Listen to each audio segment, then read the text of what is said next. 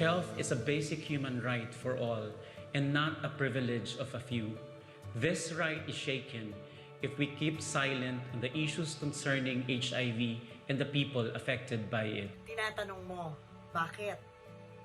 Pinapahina ng virus ang immune system ng isang tao na meron ito. At kapag hindi siya nabigyan ng kaupulan na kalinga, maaari niya itong ikamatay. When the HIV pandemic came about during the 80s, we can say that it casts a dark shadow over us. From that decade forward, millions of people have perished. At habang nag-uusap tayo ngayon, marami pa rin sa ating mga kapatid at kaibigan ang nakakaranas ng hirap dahil dito. Isa lang ang sinasabi ng datos, lahat tayo ay apektado.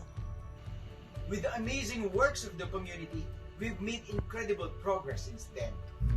However, looking at the situation today, we still have a lot of work to do. For one, we still have to find it. Another is educating our people about HIV and AIDS, how to prevent it, and how to access services related to it. Kailangan malaman ng mga tao na libre ang testing. Knowing your status enables you to manage your health condition, whatever the result may be. Kailangang may parating sa lahat ang mga epektibong paraan upang maiwasan ang HIV. Because accessibility to these prevention methods reduces the vulnerability of key populations to the virus. At kailangan malaman na lahat ng taong nabubuhay na may HIV na libre ang HIV management therapy. It is being offered for free by the government and community-based organizations. But we need extra strength for our work to continue, especially that some people living with HIV are not on treatment because of various reasons. At sa mga ganitong panahon, isa ang sigurado ko, hindi na lang HIV ang kalaban natin. Marami pang iba. We are also confronted with despair, stigma, and exclusion. And we can resolve these setbacks by changing our perspectives. Kung gaano natin kagustong masolusyonan ng HIV, ay dapat ganon din tayo kaagresibo sa paglaban sa mga bagay na nakakawala ng pag-asa. It's not enough to just talk about HIV and AIDS awareness anymore.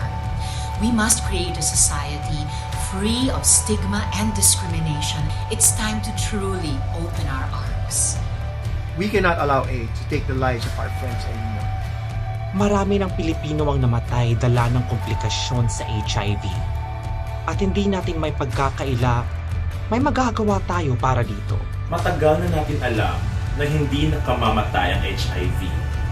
Kaya hindi na rin sapat na naibaliktad natin ang sitwasyon laban sa virus na. Let's make a tangible reality to people living with it. Gawin natin ito para mabuhay sila ng malaya ang isip. May pagmamahal sa puso at may pag-asa na bumangon upang ipagpatuloy ang magandang. Bilang isang komunidad, tayo ang siyang makakapagpatupad sa bulong ng kanilang mga puso. We as a community can be our friends guiding them as they go along their journey. We light up the path for them so we can continue to grow as one nation. Sapagkat ang kalusugan ng buong bansa ay tunay na biyaya para sa lahat.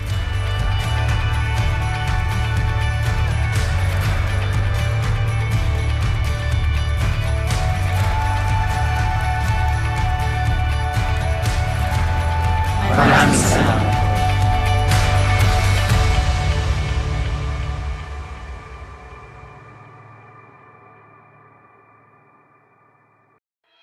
Participants, we would like to greet everyone a lovely Saturday afternoon. Why don't we make this afternoon not just wonderful afternoon, but also full of learning and experiences, right, CJ? Yes, we've anticipated long enough for this day to come. Para magbasa rin na dyan? But anticipation comes with great effort. It's just nice. Right, CGRRMC and culture officers, and useful thoughts now come into reality. So what we are waiting for? The long wait is over. On behalf of Trimex Disaster Risk Reduction and Management Council and Healthcare Department, we welcome you to our HIV/AIDS Awareness Seminar with a theme entitled We're in This Together. HIV/AIDS Awareness Seminar is an event that raises awareness about the importance of engaging youth. in the prevention and treatment of HIV/AIDS. While young people may tune out sexual health messages from the adults in their lives, they pay close attention to their peers. Youth voices and peer-to-peer education are potent weapons in the fight against the AIDS epidemic. Before we start, may we request everyone to please pause for a while and put yourself in the presence of our dear Lord for our doxology, to be followed by Tremex.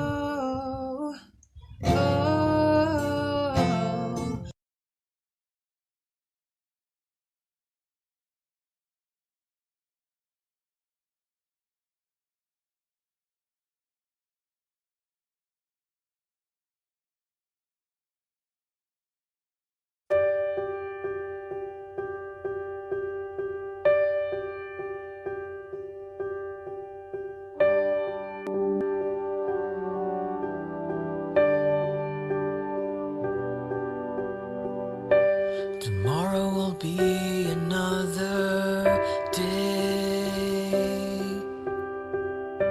on struggling roads of different ways.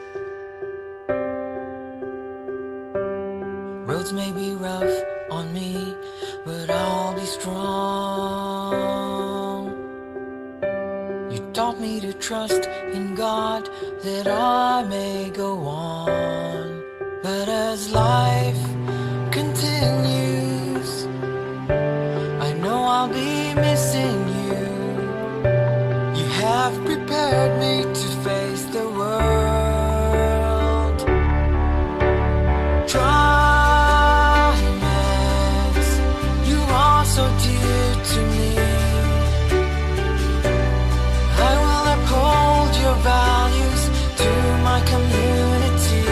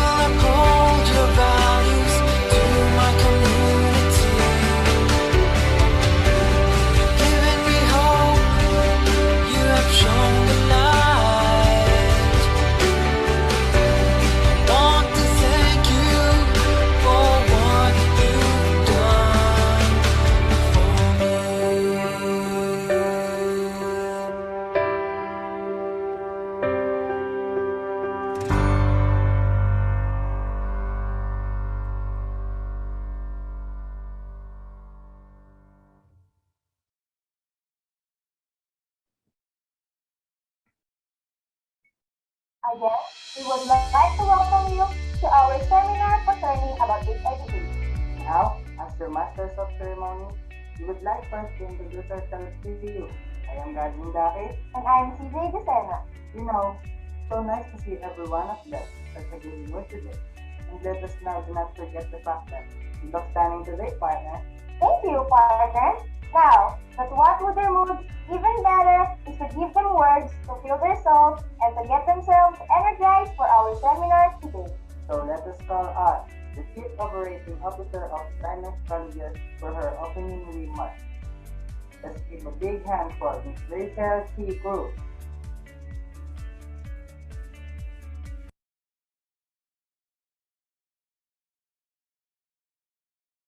Maraming salamat sa pag-attend nyo ng webinar about HIV.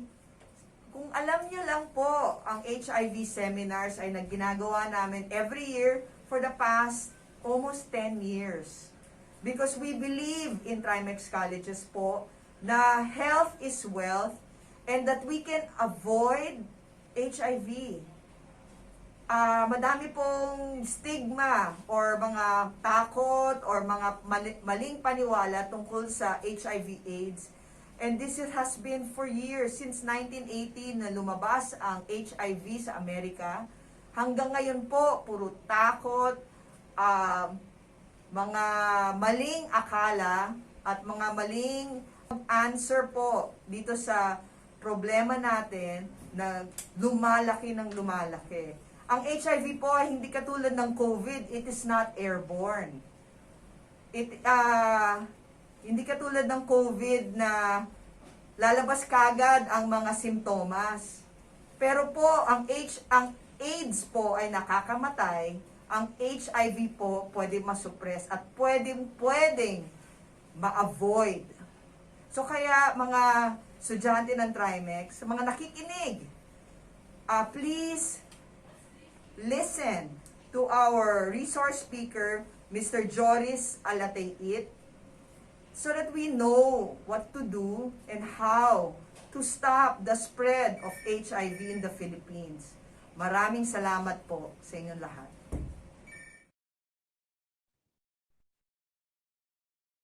Thank you, Ms. Cruz, for your message. To give us an inspirational message, may we invite the first runner-up of Pilian City, Pulang Laso, a graduate at St. Michael's College of Laguna, and the Youth HIV/AIDS Advocate. Let's give a big hand for Mr. Ryan Vicuña.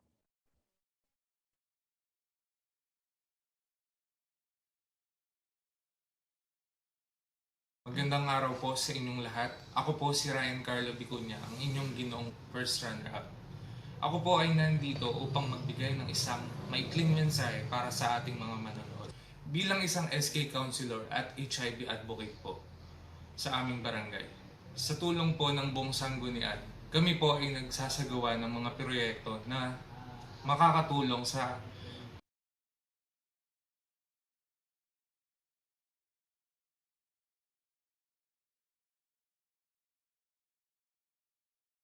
Magandang araw po sa dito po tinetest ang bawat tao na sa tingin po nila ay sila ay aktibo sa pakikipagtali. Kaya napakalaking tulong po ng ganitong proyekto lalo na sa mga kabataan upang magkaroon po sila ng dagdag kaalaman sa usapin na ito. Dahil kailangan din po nila malaman kung ano ang kanilang kalagayan upang matulungan silang maagapan kung sila man ay may ganitong karamdaman. Dahil lahat po ng klase ng tao ay maaaring magkaroon ng ganitong sakit, mapalalaki, bakla, tomboy, at babae. Kaya sana po, seryosohin po natin ang usapin na ito. Kaya kung kayo po ay may kaalaman sa HIV at AIDS, maaari po natin ibahagi sa ibang tao na kulang sa kaalaman tungkol dito. Muli, ako po si Ryan Carlo Vicuña, ang inyong ginoong Pulang Laso 2018 First Runner-Up at HIV Advocate sa lungsod ng Binyan. Maraming salamat po. Thank you very much, Mr. Ryan Vicuña, for inspiring our participants. For our intermission number, Let's give a big hand for our ABM student, Miss Joanna Alin Sonorin, and AUM student, Mr. Ed Purificacion.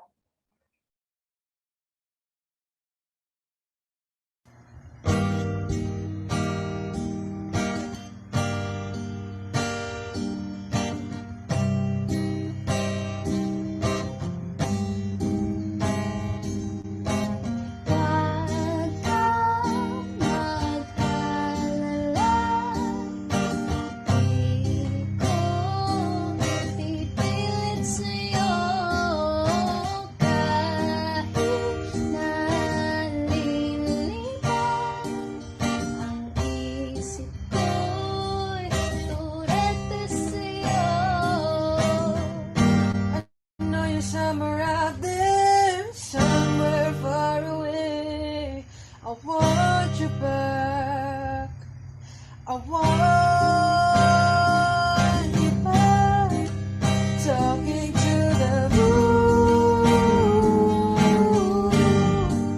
trying to get to you.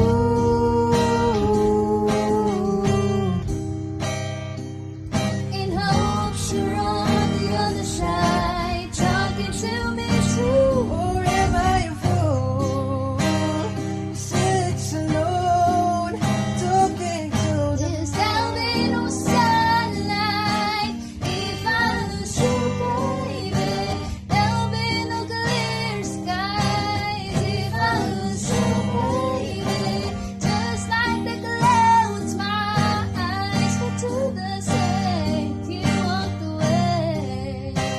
Every day it rain, rain, rain, rain.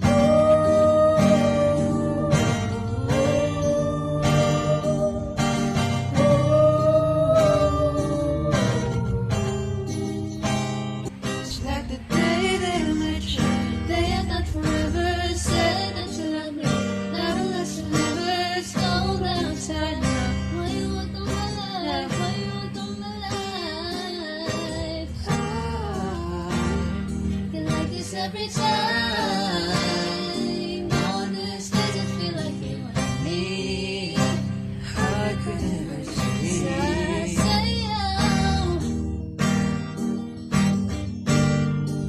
cause I love at mag-usap. Di mahula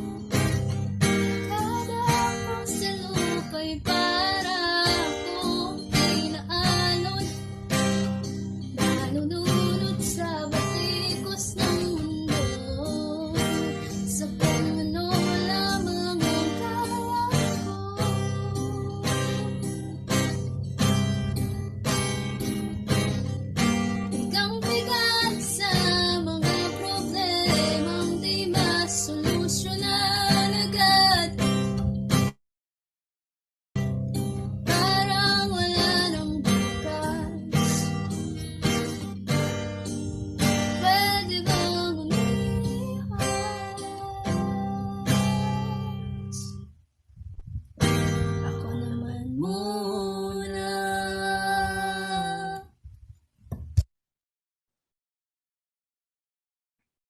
Thank you very much, Ms. Joanna Rizmore and Mr. Ed Precaution. We would like first to recognize and acknowledge the presence of our participants for our HIV/AIDS awareness seminar.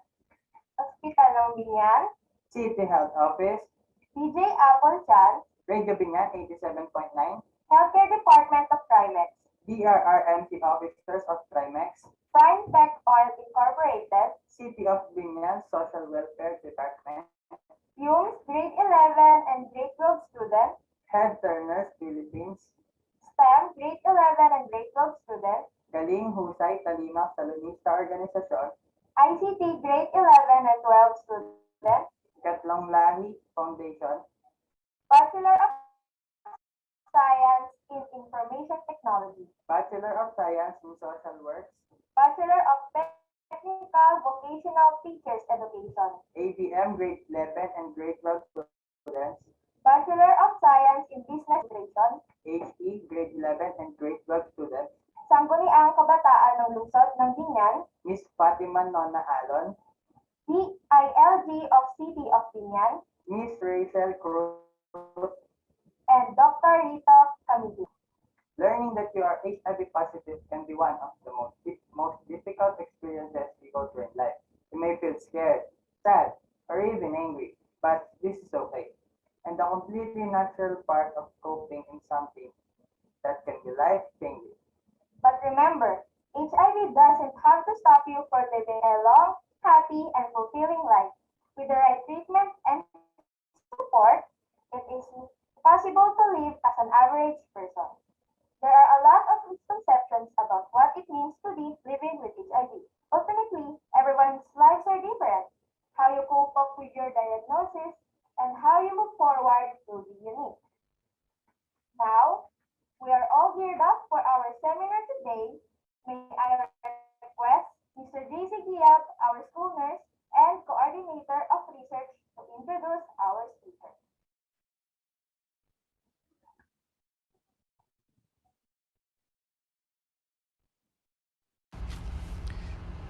Good afternoon, ladies and gentlemen. It's my pleasure to introduce our speaker for today's webinar. Our speaker is a registered nurse who graduated from the Adventist University of the Philippines in 2006. He started his practice in Hospital ng Binyan as a staff nurse, and with his dedication to his job, which I can really attest to, he was soon promoted as Hospital Infection Prevention and Control Nurse, a supervisor role. Consequently, he was appointed as Hospital ng Binyan's Program Coordinator for Philippine Integrated Disease Surveillance and Response and of the National Tuberculosis Program. As you know, prior to the present pandemic, there was a significant rise in the number of people getting infected with various sexually transmitted infections, primarily HIV/AIDS, especially among young adults. As a response, DOH created a program that would help at-risk persons to receive health services without experiencing the stigma of the STIs. So in 2014, he was sent to undergo training for HIV counseling and testing, sponsored by the Department of Health, and became one of the few trained HIV nurse counselors in Laguna. To be more responsive to the needs of his clients, he also attended trainings on primary care management for adults with HIV infections, HIV telehealth training program, antiretroviral therapy, adherence counseling, and basic training on sexually transmitted infections. Presently, he is 100% dedicated in his role as STI, HIV/AIDS, and viral hepatitis B program coordinator of the Hospital ng Binyan that aims to provide access to health services to many individuals at risk of getting infected or those who are already undergoing treatment. Ladies and gentlemen, please welcome Nurse Joris Alatiit. Let's give him a round of applause.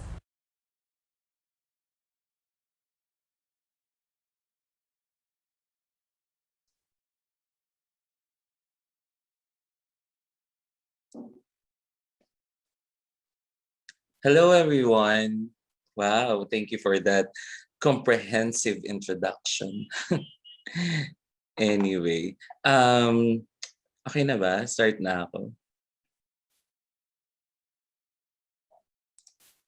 Let me just share my screen.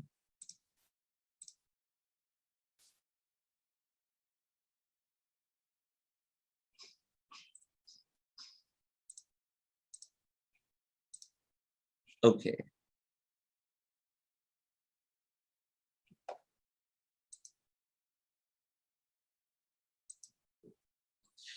Okay. Good afternoon, ulit, everyone. I am Nurse Joris. I am the STI HIV/AIDS and Viral Hepatitis Control Program Coordinator of Hospital ng Binyan. And I am also the Secretariat for the Binyan City AIDS Council. Okay, this afternoon, we are going to talk about the basics of HIV. I know most of you have already attended something like this, and some of you have read about HIV on the internet. Unfortunately, as we are always telling our clients, not everything that you read on the internet or what not everything on the internet is accurate and can be trusted, right? That's why I hope this afternoon, if you with the discussion that we're going to have, you are going to be more enlightened and you are going to you will get clarifications from the misinformations that you got from the internet. Okay, so let's start. Okay, let's talk about HIV.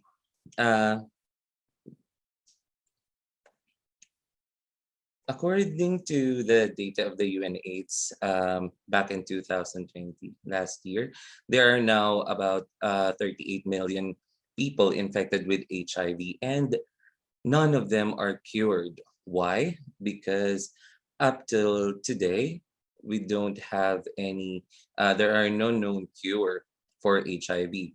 Although I know some of you might have read on the internet or heard on the news that there are people who are cured for HIV different in different research that they did in Europe, but I think one of them died of cancer, and the others are still ongoing with the trials. And well, technically, today they are HIV negative, but um, they still have to pass several tests, and it takes about a couple of years to make sure that they are really cured for HIV. So technically, they're not considered cured yet. Next. Now, these are our goals set by the UNAIDS that by 2030, we should have achieved the 90-90-90 goals. What's 90-90-90 goals? The first 90 stands for that 90% of all people living with HIV know their status, know that they are HIV positive, and then 90% of those people who know their status should be on treatment, and 90% of those people who are on treatment should be virally suppressed. Their viral load should be undetectable. And what else? Getting to zero. Actually, itong goal na to ay dapat natapos ng last year, 2020, pero inusod nila in-extend up to 2030 na rin, yung getting to zero, that by 2030, there should be zero new HIV infections, zero discrimination, and zero AIDS-related death. Okay. The next slide is about the HIV cases per day, in the Philippines. In 2011,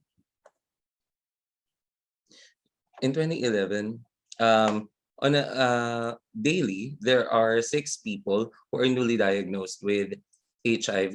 In 2016, there are about 25 people.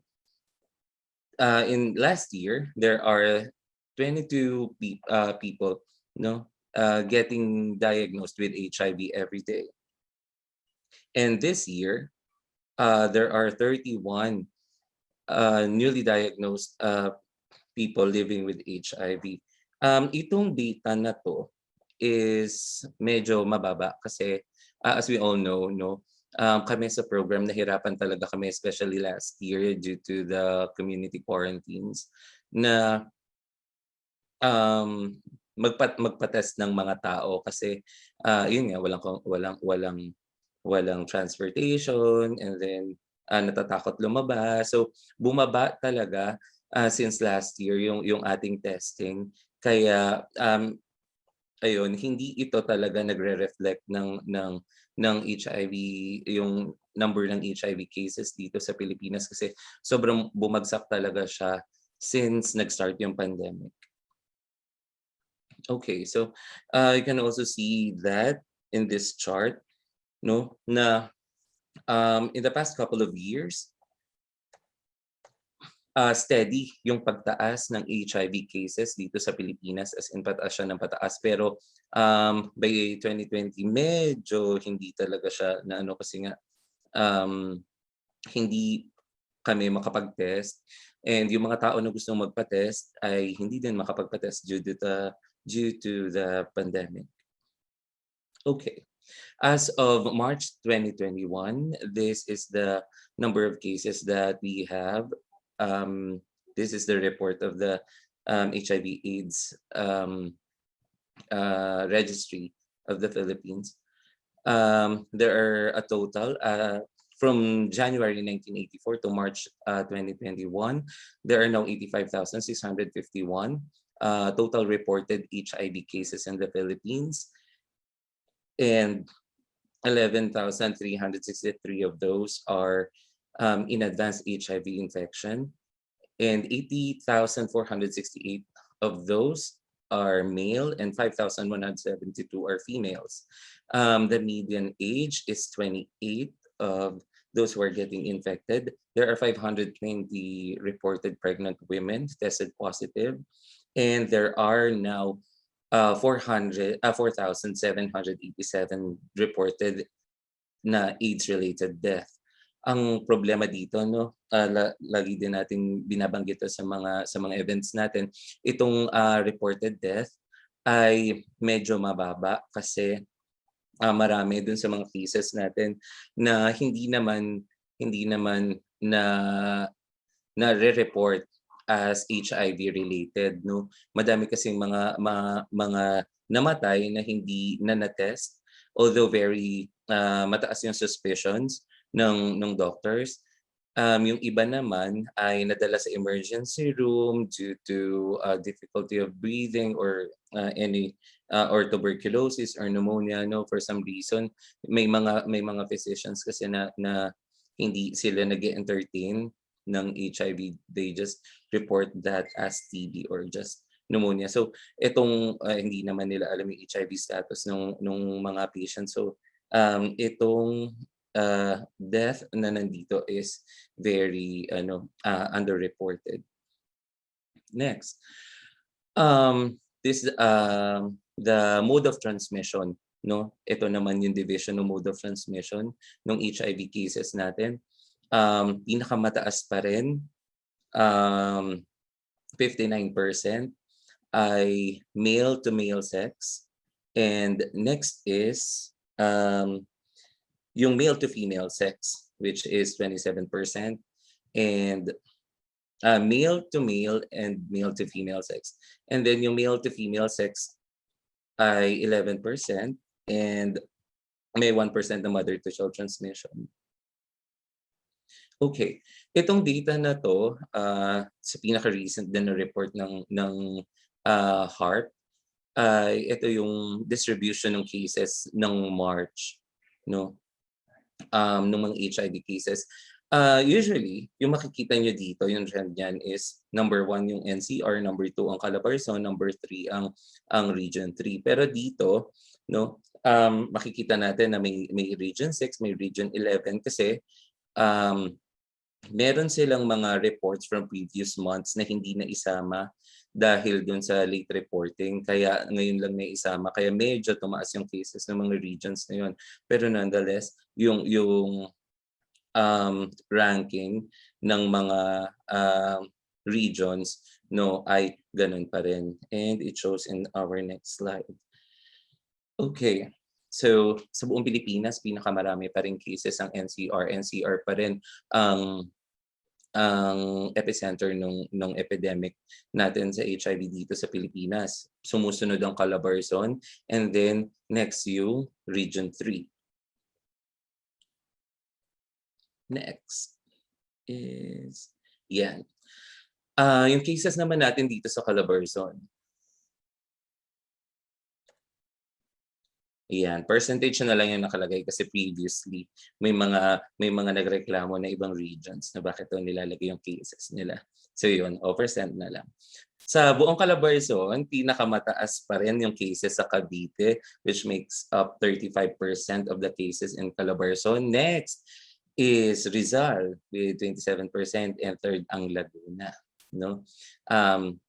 Fourth ang Batangas, and then last, pinakamaunti yung cases natin sa Quezon. Pero yun nga, doon sa program no, pinag-uusapan namin na totoo ba na mababa yung cases dito sa mga province na to? Kasi parang feeling ng program hindi. It's just that kakaunti kasi yung testing facility dito sa mga lugar na to. So yung access ng mga tao to get tested ay mas maunti din. Kaya kakaunti din yung nade-diagnose and kakaunti yung nare-report. Next, sa Laguna, no? This is as of December 2020, wala pa kasi silang bagong nire-release, no? Sa Laguna, pinakamarami pa rin cases sa atin ang Santa Rosa, second ang San Pedro, third ang Calamba, fourth na lang ang Binyan, and number 5 pa rin ang Cabuyao. Dati, ano yan eh? Dati number 3 yung Binyan, ngayon number 4 na lang. Hindi ko alam kung nag-intensify ang Calamba or umunti ang nagpapatest sa Binyan, no? Pero yan yung cases natin ngayon. Okay. Okay, so these are some pictures of the famous people who were publicly admitted that they are HIV positive. And now let's talk about HIV. Okay. HIV or human immunodeficiency virus, no? A virus that attacks and destroys the immune system. Marami mga tao pa rin na hindi masyadong malinaw to. When our clients are asking us, lagi nilang I always start with, oh, ano nang alam mo sa HIV? O ano ba yung HIV? Tapos sasabihin nila, human immunodeficiency virus. Yeah. Pero ano siya? Ano itong HIV na ito? No, sasabihin nila yung sakit po, no? During counseling lagi nating ine-emphasize na ang HIV ay hindi sakit. Ito yung pangalan ng virus, ito yung pangalan ng mikrobyo. No, bakit? Kasi you can be HIV positive pero wala kang sakit, healthy ka, no? So, ang HIV ay yung pangalan ng virus. Okay? And even without treatment, pag nahawa naman yung isang tao, yung iba kasi akala nila pag na-infect sila ng HIV after a couple of days or a couple of weeks ay ma-hospital na sila. No, it doesn't work like that. So, yun. You can be HIV positive for a very long time and you are healthy and hindi mo malalaman yung na may HIV ka unless you get tested. And one of the problems here in our country is, di ba, yung mga tao, usually hindi naman sila magpapatest unless may nararamdaman sila or hindi sila magpapacheck up in general. Kung wala silang nararamdaman na parang, ba't akong papatest? Healthy naman ako. Ganyan. Unjudgmental mo po. Ganon. Di ba? Pero, ayun. Pero we encourage everyone to get tested. So, yun. Dahil nga ang HIV, sinisira yung ating immune system. No, ano ba yung ating immune system? No, it is the body's natural defense against different types of illnesses like infections and cancer, 'di ba? Nung bata tayo lagi dinidiscuss. Ano ba itong immune system na to? Para daw itong mga barangay tanod, para daw itong mga security guard, mga police, no, na rumoronda sa ating katawan. Tapos huhulihin nila, no, yung mga nakapasok na foreign body or kung meron ka mga abnormal mutation ng cells mo, no, kaya hindi natuloy yung cancer kasi napipigil ng ating immune system. So yun yung natural na depensa ng ating katawan. Next, napag-usapan na natin yung AIDS. Ano naman, yung HIV. Ano naman po yung AIDS? AIDS is acquired immune deficiency syndrome. No? Ang AIDS is a condition that results from a destroyed or weakened immune system. Once the immune system is weak or destroyed, different complication can occur. No? Yung iba kasi madaming nalilito, akala nila ang HIV at ang AIDS ay pareho. Hindi, 'di ba? Ang HIV, yun yung virus, no, na sumisira ng immune system. Ang AIDS, ang huling stage sa pagkakaroon ng HIV. So pwedeng HIV positive yung isang tao pero hindi automatic na nandun na rin siya sa stage ng AIDS. Kasi yung iba minsan mag-aano sa akin, magte-text or mag-PPM tapos sasabihin nila, "Feeling ko po kasi may AIDS ako." Parang AIDS agad-agad talaga. O yun, 'di ba? May category kung paano makakategorize na AIDS yung isang HIV positive, no, pero magkaiba sila. Simulan sa araw na nahawa ng HIV yung isang tao bago siya makarating dun sa stage ng AIDS if without treatment, it would take around mga 5 to 10 years. Some books would tell you na around 4 to 8 years, no? Yun, pero syempre may mga factors kasi na pwedeng magpabilis nung progression ng infection to AIDS. For example, ay malnutrition, 'di ba? May mga pasyente kami na makikita mo na may mga mabilis talaga mag-progress because of their socioeconomic status. Kasi sa araw-araw ang kinakain lang noodles, sardinas, 'di ba? Syempre, ito ay nakakaapekto dun sa kanyang general health, so pwedeng mas mabilis yung progression ng kanyang infection, 'di ba? Ano pa, yung hindi magandang lifestyle, 'di ba? May yung mga lagi walang enough na tulog or pahinga. Tapos may mga vices like smoking at pag-inom ng alak, 'di ba? So ito ay mga factors na pwedeng magpabilis ng progression ng infections, and ano pa, kung from the start may sakit ka naman na talaga na nagpapahina ng immune system mo, 'di ba? May mga pagkakataon na HIV positive tapos nagkaroon or may renal problem siya, is undergoing dialysis tapos nagkaroon pa siya ng HIV. Syempre mas mabilis yung progression na pwedeng hindi na umabot nung ganong katagal. It can right away progress to AIDS. Next, window period. Dito marami ding nalilito eh. Window period of time usually lasting from 2 weeks to 6 months according to Republic Act 1166, during which an infected individual will test negative upon HIV testing but can actually transmit the infection. No? Marami kasi mga tao pag tinanong, during counseling tatanungin mo, narinig mo na ba yung window period sa HIV? Na parang, opo, yung window period po, ito po yung yung wala pa pong nararamdaman. Na parang, hindi. Kasi mga tao akala nila yung window period is similar to incubation period. Diba? Doon sa mga medical, yung mga allied courses dito, siguro familiar kayo dun sa incubation period. The incubation period is simula dun sa onset ng infection hanggang dun sa lumabas yung symptoms. Dito, sa HIV, ang window period ay ito yung time na hindi pa ma-detect ng test. No? Hindi pa ma-detect ng test yung presence ng HIV dun sa dugo ng tao. Dahil possible na hindi pa siya nakakapag-produce ng enough na antibodies, no, para ma-detect ng test. May mga tao sasabihin naman nila na yung window period po, yan po yung uulitin po yung test. Yes, uulitin nga siya kasi nga nasa window period, 'di ba? Pero bakit nga uulitin after 3 months or after 6 months? Kasi nga dun sa loob ng window period, malaki pa yung chance na hindi ma-detect ng test yung presence ng HIV sa dugo ng tao. Pero positive na pala siya, nakakahawa na pala siya, hindi pa lang nade-detect hindi pa lang nade-detect test yung presence ng HIV sa dugo niya. Kaya yung iba, may mga client ako na sasabihin, "Ay hindi na po kami nag-condom kasi, pinakita niya naman po sa'kin nagpa-test po siya. Ang result naman po ay non-reactive. So, safe po siya. So, hindi na kami pumayag na po ako, hindi kami mag-condom." No? Ang danger kasi doon is, paano kung kaya pala siya nag-non-reactive doon sa test kasi nasa window period siya. Eh, di ba? Hindi lang ma-detect ng test yung presence ng HIV sa dugo ng tao during window period. Pero, he can actually transmit the infection. Di ba? Di mahahawa pa rin. So, yun.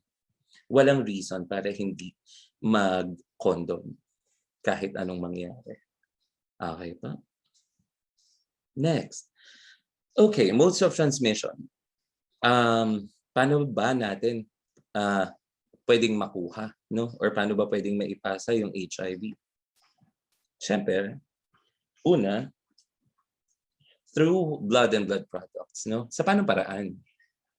Kasi 'di ba, madaming mga lumalabas sa internet na ano ba 'to?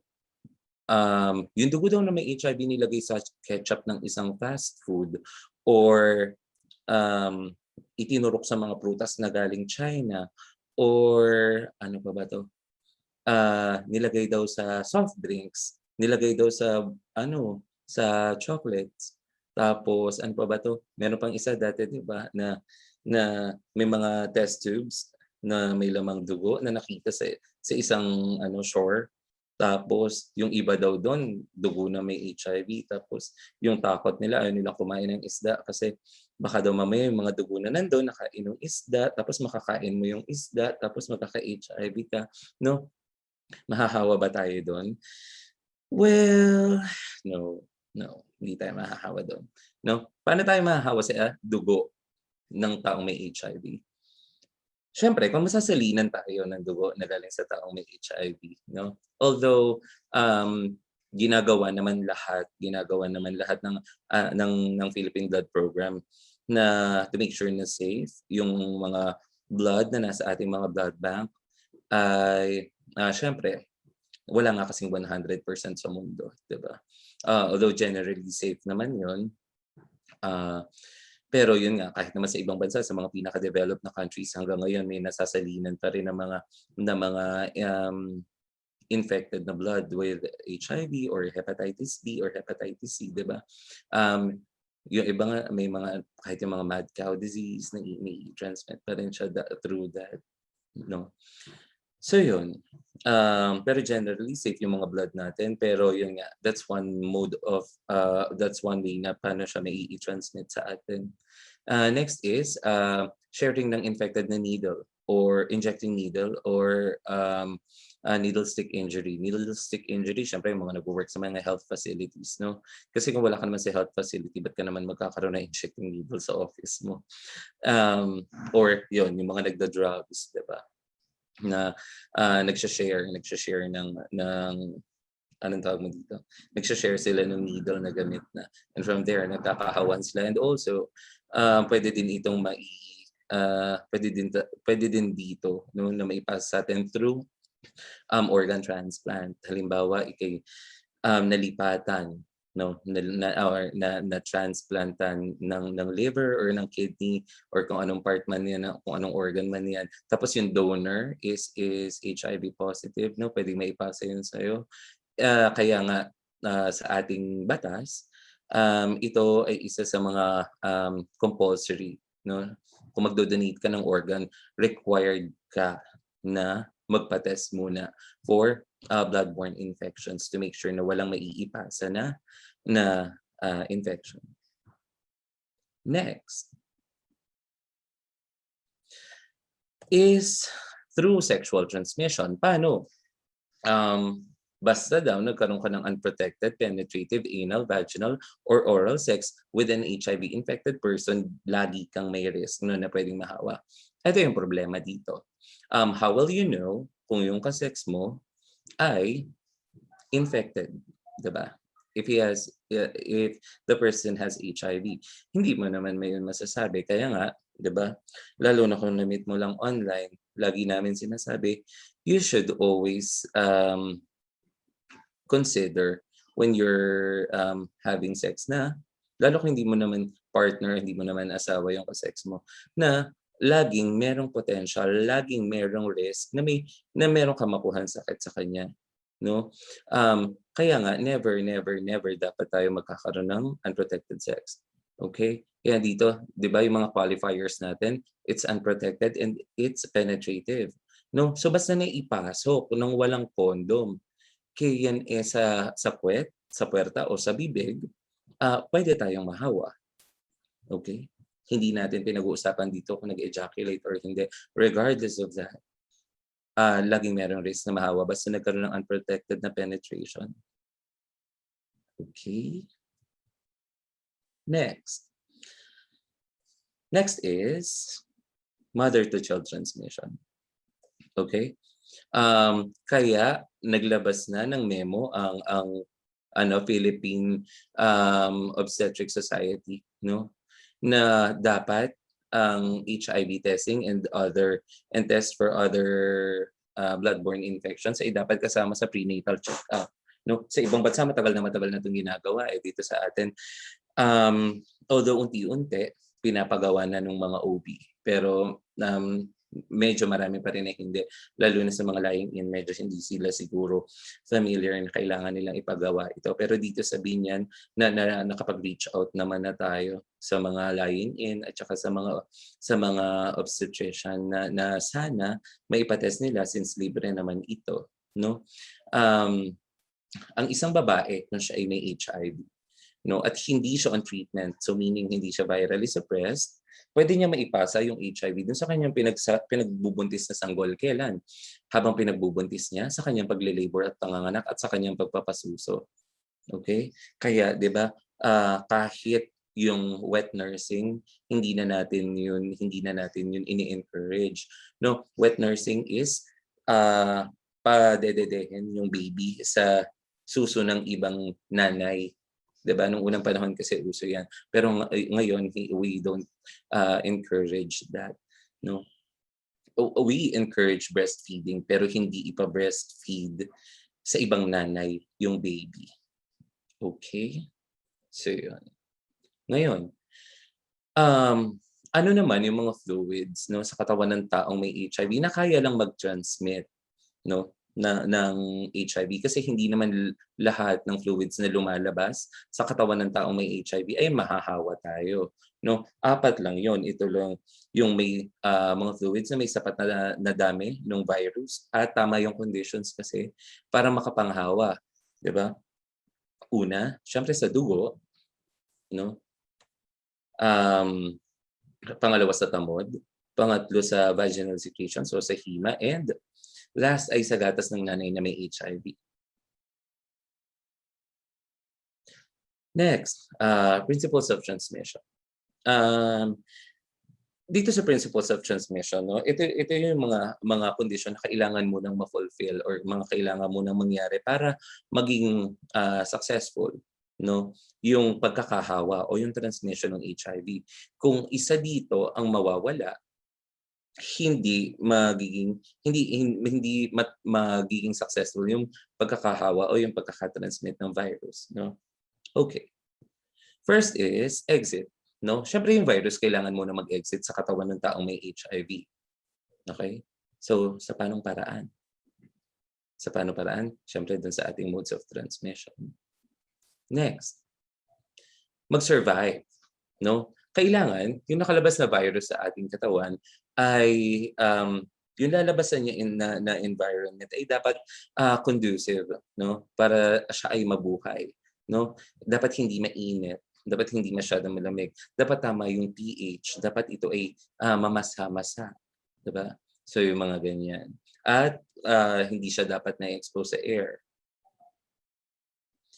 Next, sufficient, no? Dapat sapat yung dami ng virus, no, na nandun sa fluids para maging matagumpay yung pagkakahawa, no? Dito naman kasi, bukod dun sa dami ng fluids, malaki din yung role ang nangyayari dito dun sa sa viral load, no? Ng isang tao. Kasi kung 'di ba, ang isang taong may HIV na on treatment at virally suppressed, ibig sabihin sobrang baba na ng kanilang viral load, sobrang unti na nung virus na nandun sa kanilang katawan na to the point nga na hindi na ma-detect ng machine, kaya kadalasan ang tawag doon 'di ba ay undetectable yung viral level. So yun. So kung virally suppressed yung isang taong may HIV na maliit yung chance or halos wala ng chance na siya ay makapanghawa. Pero kung isang taong may HIV ay hindi virally suppressed or either hindi siya on treatment or kaka-start niya pa lang kasi, mas madami yung viral load niya, mas malaki yung chance na siya ay makapanghawa. Next, entry. Okay, so syempre, kailangan makapasok din siya ulit. Paano naman siya ulit makakapasok? Eh di syempre nga yung mode of transmission pa rin natin, di ba? Yung sa blood and blood products, sexual transmission, and then yung mother to child. Next. HIV is not transmitted by contact with saliva, tears, or sweat, shaking hands, sharing food and utensils, sharing linens like towels and beddings, swimming in the same pool, and bites from insects or animals. No? So, itong mga bagay na to, yung mga casual na mga bagay na ginagawa natin, hindi tayo mahahawa dun sa HIV, no? Paggamit ng public na CR, no? Tapos dun, yun. Yung tatlong pinag-usapan lang natin kanina. Ngayon, paano naman tayo makakaiwas? No? Ito, paulit-ulit na rin to. Pero, sige. Okay. Abstinence. No? Letter A, abstinence. Or, ayaw ko muna. No? Ang pag-iwas, syempre, ang pinaka foolproof na hindi ka mahahawa ay kung hindi ka makikipag-sex, 'di ba? Pero syempre ito ay ina-encourage natin sa mga kabataan, no? Na mag-abstain muna, 'di ba? Mag-abstain muna. Sabi nga lagi ito sinasabi ni Doktora Jonah na ang pakikipag-sex ay mas memorable, mas pleasurable, mas enjoyable, no? Pag ikaw ay nasa tamang disposition sa buhay, pag ikaw ay nasa tamang lugar, no? Yung hindi ka nagmamadali, pag ikaw ay anong tawag mo dito? Yung tama yung mindset mo, no? Na mas ma-enjoy mo ito pag wala kang ng inhibitions kasi 'di ba? May mga ano kasi na yung may mga tao kasi na may takot pa, may guilt kasi nga either napilitan or kasi nagmamadali kasi saglit lang to, yung mga ganon, no? So yun, as much as possible mag-a-abstain muna lalo na yung mga kabataan, no? Sabi nga sa tamang tao sa tamang panahon para mas ma-enjoy yung experience. Next is be mutually faithful or sabi nga basta't ikaw at ako lang, 'di ba? Ito para dun sa mga may partner, no? Dapat mutually faithful. Hindi pwedeng isa lang yung faithful, dapat pareho, no? Hindi pwedeng isa lang yung loyal, dapat pareho. Na hindi kung magse-sex kayo dapat hindi kayo nakikipag-sex sa ibang tao kasi baka yung isa ikaw loyal ka, faithful ka, hindi ka nakikipag-sex dun sa iba tapos yung partner mo naman kung kani-kanino, 'di ba? Pag may nakuha siyang sakit, pag kayo naman yung gumawa noon, pwede niya maipasa kung ano man yung mga nakuha niya sa iyo. At that puts both of you at risk, 'di ba? Kaya kung may partner ka naman dapat sa isa't isa lang.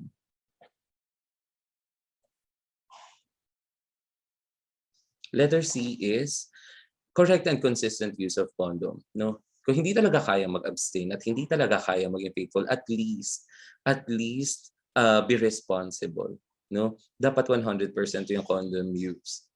Okay? Sabi tama at palagi ang paggamit ng condom. No, when you say tamang paggamit, nagsa-start 'yan dun pa lang sa storage, no? Dapat hindi siya nilalagay sa masyadong mainit, dapat hindi siya nilalagay sa naiipit. So dapat hindi siya nilalagay sa wallet, no? Nung mga bata tayo, lagi nating na ano na parang ang cool mo pag meron kang nakaipit na condom sa wallet mo, no?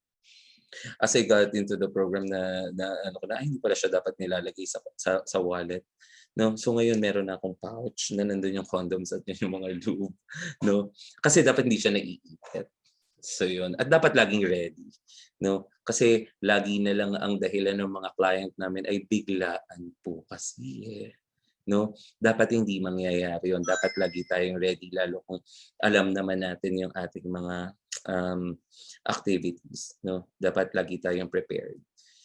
Okay? And you say tamang paggamit, dapat pati yung lubricant na ginagamit natin, tama, no? Hindi pwede ang lotion, conditioner, shampoo, petroleum jelly, baby oil, cooking oil, virgin coconut oil, butter, margarine. Hindi pwede yung mga yon. Dapat water-based na lubricant, no? Kasi yung iba sasabihin ay napunit po kasi kadalasan napupunit yan kasi either naipit sa wallet or mali yung lubricant na ginagamit, no? Kaya dapat water-based na lubricant. And when we say consistent use, dapat 100% of the time. Lalo kung hindi naman kayo nagtatry na magka-baby, di ba? So, yun.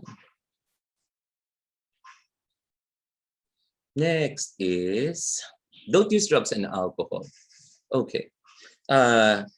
Drugs mainly, di ba? Sa pag-i-inject ng drugs, maraming mga tao na nag-i-inject ng drugs na naghihiraman ng syringe. Kasi one of our clients told me na pag daw kasi nabili ng may mga nabibili daw kasi na injectable na drugs na pag binili, nakalagay na sa pre-filled syringe, no? So hindi na nila mahahati yun. So nagpapasa-pasa na lang since hati-hati sila sa pagbili nun, no? Pero other than that, drugs and alcohol kasi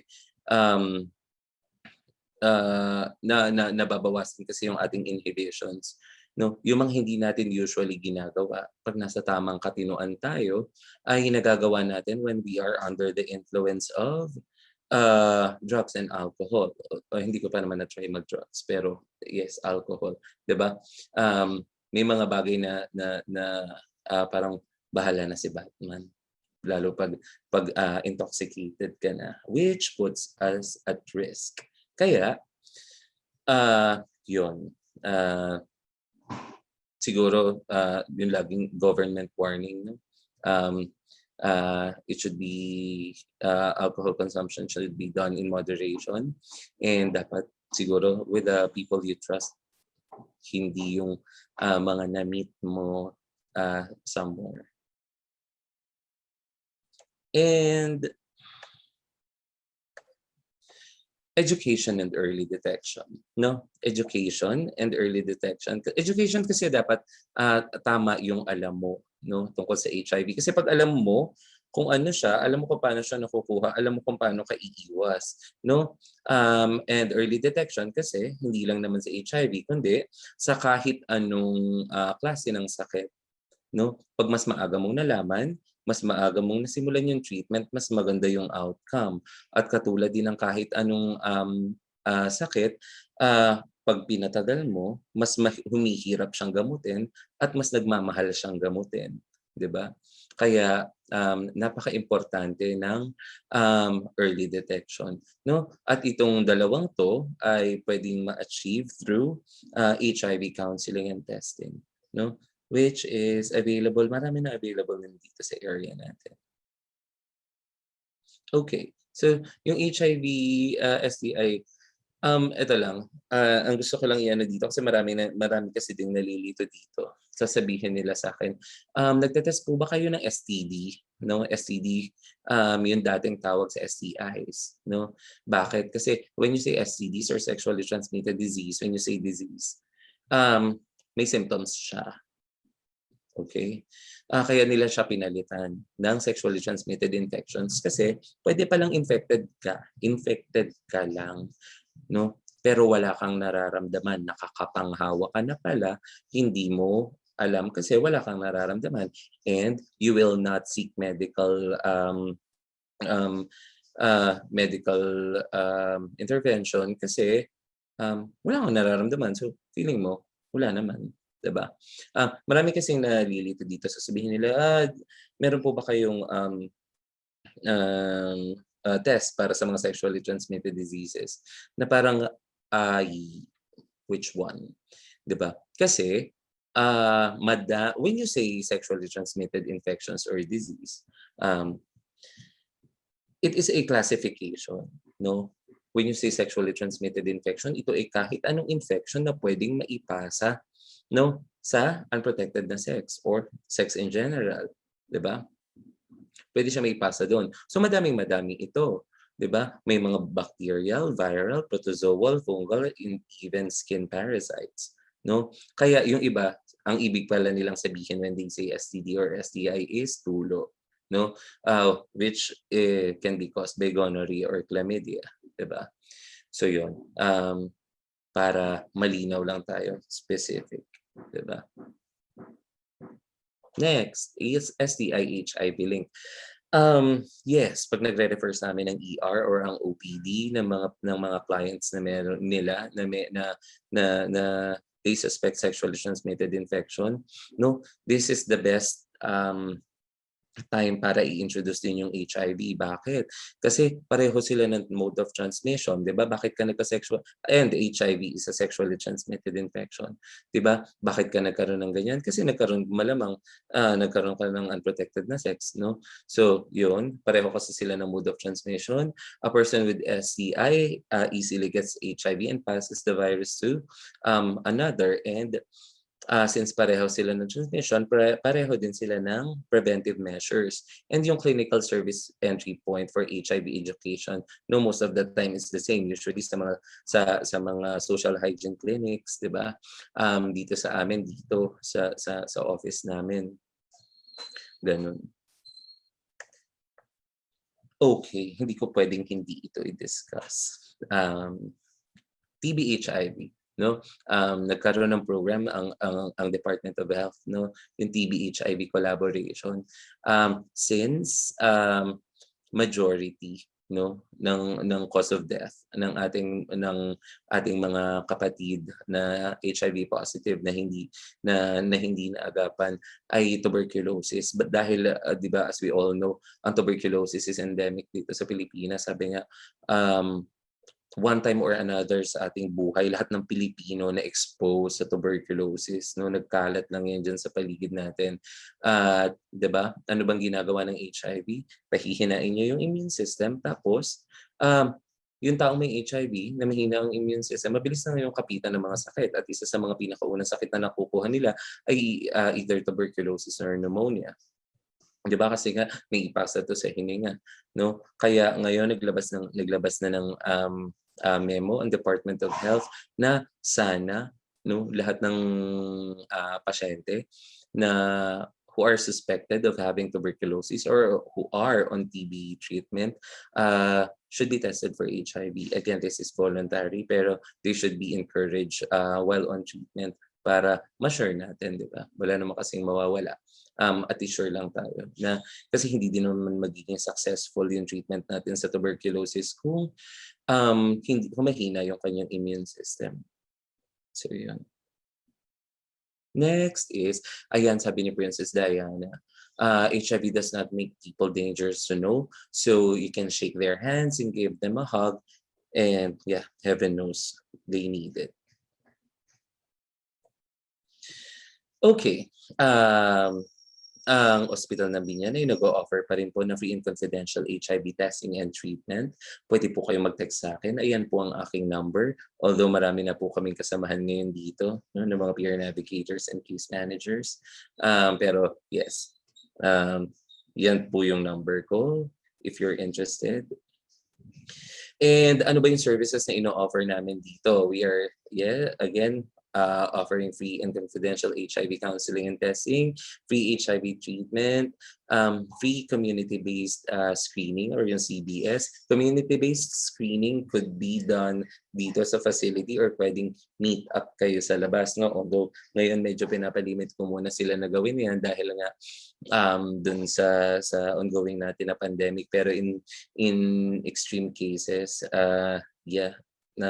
napapayagan naman namin sila lumabas. And ano pa?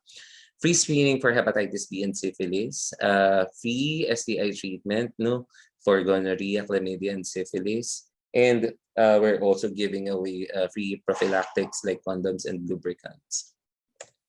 Okay, future services namin. What's coming? Magkakaroon na po kami ng libreng HIV pre-exposure prophylaxis or yung PrEP. Ito po ay through the Department of Health, EPIC na funded ng USAID, Protects under ng Pilipinas Shell Foundation na funded ng Global Fund, and yung free hepatitis B treatment namin ay again through the Department of Health. So yun. Hinihintay pa lang namin yung mga parating na supplies and support before namin may roll out dito sa atin yan. Pero as of now, tumatanggap na kami ng pre-registration for PrEP. So yung may mga interested po, mag-text na po kayo sa akin for pre-registration. Ito po ibibigay ng libre. Yeah, I guess that's the end of my presentation.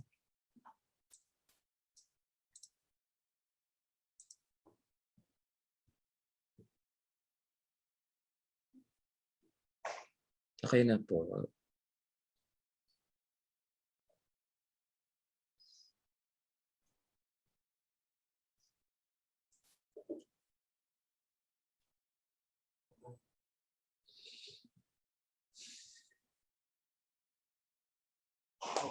Thank you very much, Mr. Joris Elapigit.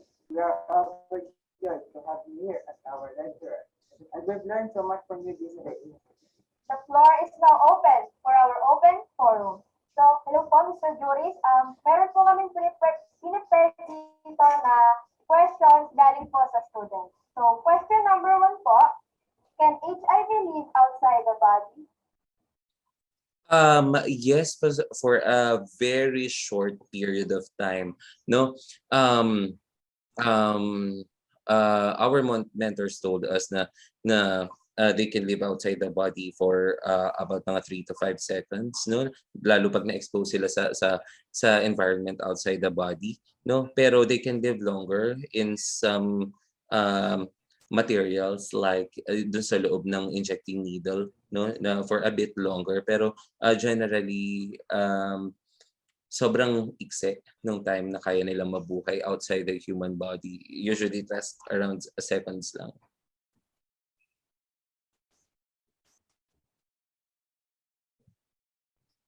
Question number 2 po, can you get HIV from oral sex? Okay, so eto. Ito yung isa sa mga pinakamaraming tinatanong, no? Kung makukuha siya sa oral sex. Ang ano kasi dito is, although sobrang liit nung risk, no, it is still possible. May mga ano kasi, may mga specialists na sasabihin na ano tawag pa dito, na hindi, 'di ba? Na hindi makukuha. Pero kasi may mga conditions kasi na yes, possible. Although sobrang liit ng risk, it is still possible, no?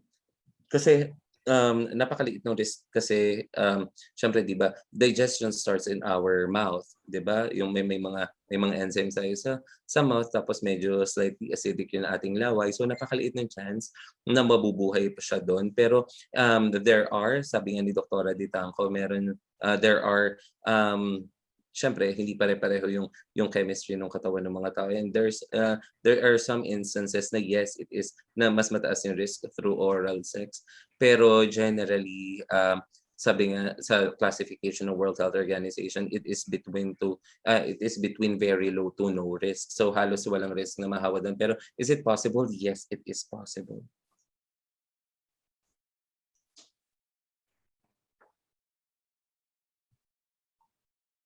So, question number 3 po.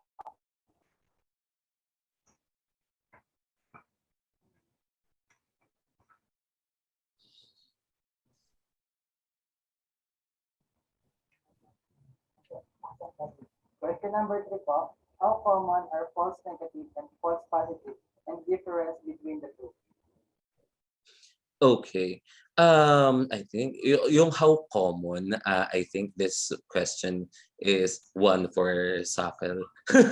No, kasi sila nagawa ng confirmatory test. Pero alin yung mas common, yung false negative and false positive? Kasi mahirap kasing sagutin, mahirap sabihin na mas mataas yung false negative kasi nga nag-negative nga siya, no? So, hindi mo na siya i-confirm kung negative talaga siya kasi 'di ba ang ginagawa lang naman natin na confirmatory testing kasi is pag nag-reactive sila. Pag nag-reactive saka lang tayo magse-send sa sakal ng blood samples for confirmatory testing.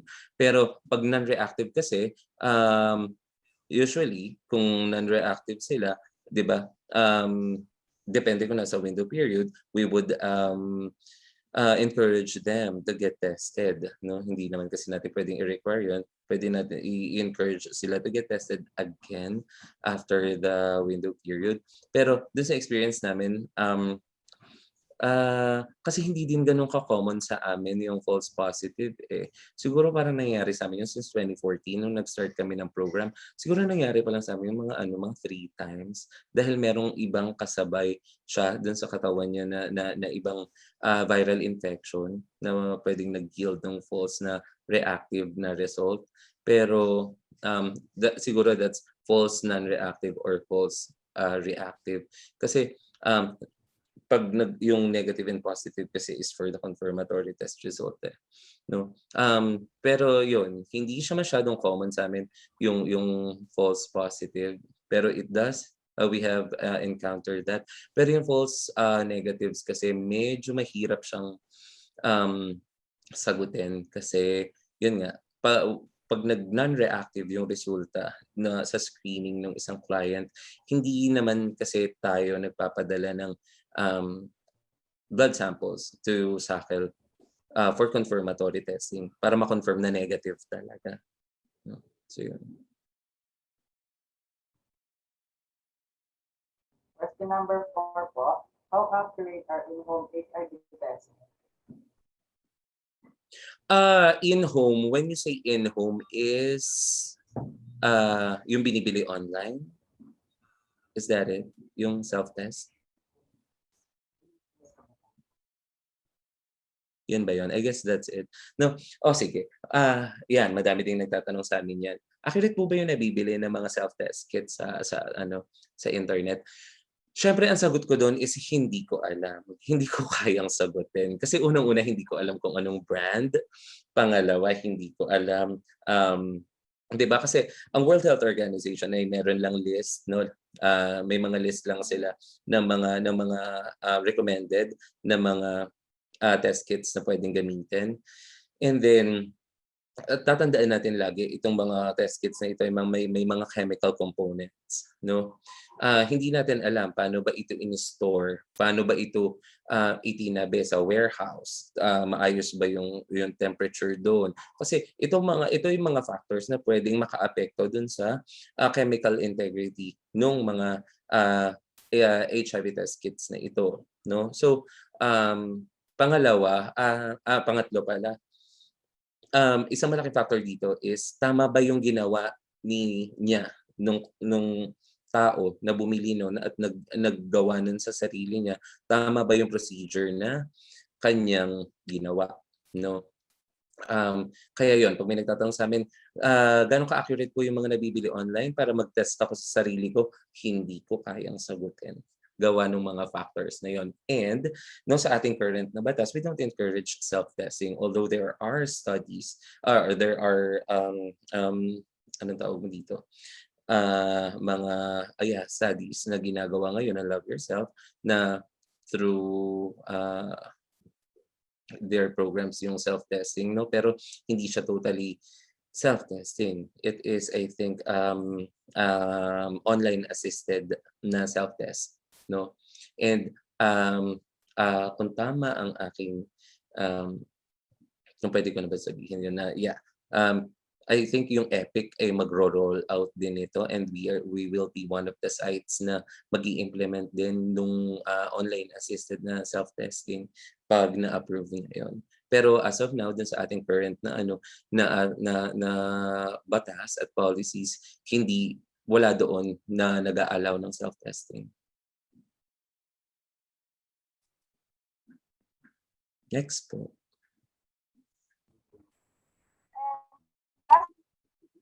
Question po, how young are HIV positives now? And is it true that the trend continues? There will be more deaths? Ano ulit? Sorry.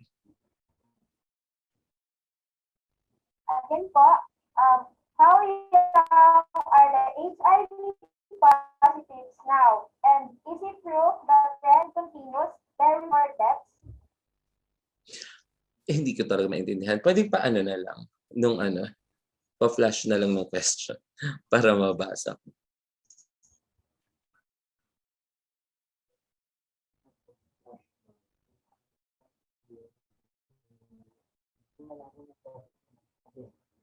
Again po, how young are the HIV positives now? Oh, how young are the HIV positives now? In the country or here in our facility? Kasi 'di ba, maraming mga babing pinapanganak na HIV positive. Dahil hindi alam ng parents na may HIV sila, and then nalaman lang dahil either before manganak yung nanay, pinatest ni OB, or yung iba naman ay paglabas na ni baby, no? Tapos doon na lang nakita nila bakit parang sickly si baby. So pag wala nang makita si pedia, ipapatest niya, and doon lang nila nalalaman. Pero on average, 'di ba, pinakamataas kasi doon sa ating latest na data, pinakamataas ang cases natin sa 25 to 34 years old. Sumunod yung 15 to 25.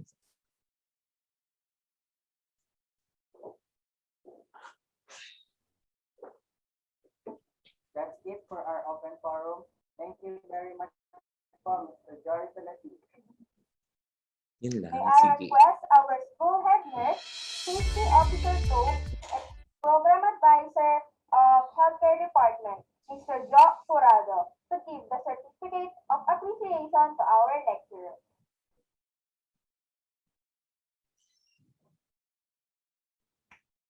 Trimex Colleges presents the Certificate of Appreciation to Mr. Gat Joris Alapili for imparting his valuable insight and inspiration to the participants during the conduct of HIV/AIDS awareness seminar with this year's theme, We're in This Together, given this 22nd day of May 2021 at Trimex Colleges, City of Binyan, Laguna.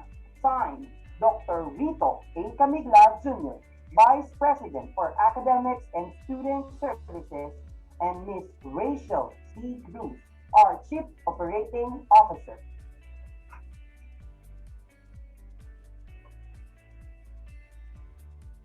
Thank For you. our information number, let's welcome Mr. J.L. Culiera.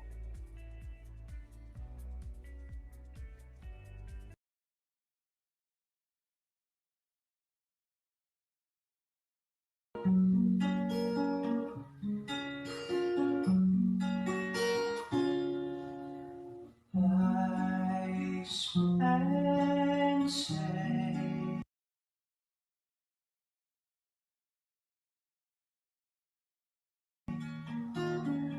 only for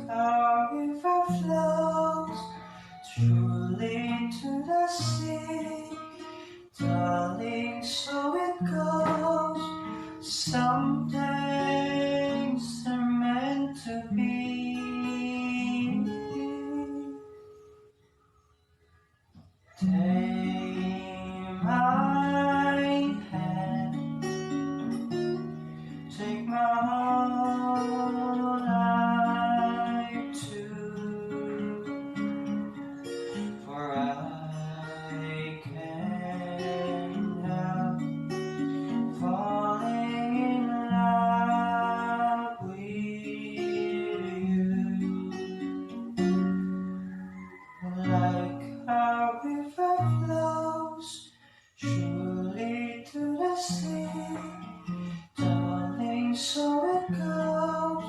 Some things are meant to be. Stay my hand, take my life too,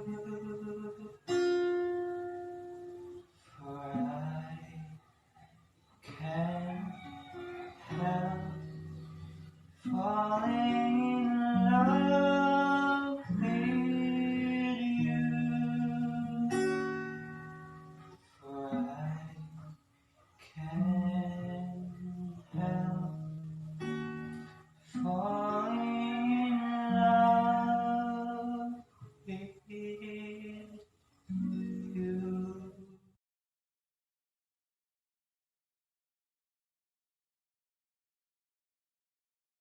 Sana pala noon may alam na ako patungkol sa HIV and AIDS para wala nang pain o wala nang patay na mangyayari, wala nang mawawala pa sa buhay ko o kakilala ko. My name is Kuya Louie. So, I'm 33 years old. So, 5 taon na akong namumuhay na may HIV. Sa ngayon, ako ay isa, at the same time, isa akong CBS motivator. Actually, iniisip ko rin yan dati na may HIV na ako, gagawa na ako ng last will in testament, di ba? Pero hindi. Ang HIV kasi, sabi ko nga, ito ay virus. Actually, walang namamatay sa HIV. Hindi mo nga malalaman may HIV ka hanggat di ka nagpapatest eh. Tinitingnan yung iyong antibody sa antibody test kung may presensya ba ng HIV. Namamatay ang isang taong may HIV kapag bumaba na ang immune system nito at mauwi sa AIDS. At pag nasa AIDS condition ka, malamang meron ka ng opportunistic infection tulad ng pneumonia, TB, or kung ano pang sakit na maaring malala na. At yun yung magiging cause ng death nila.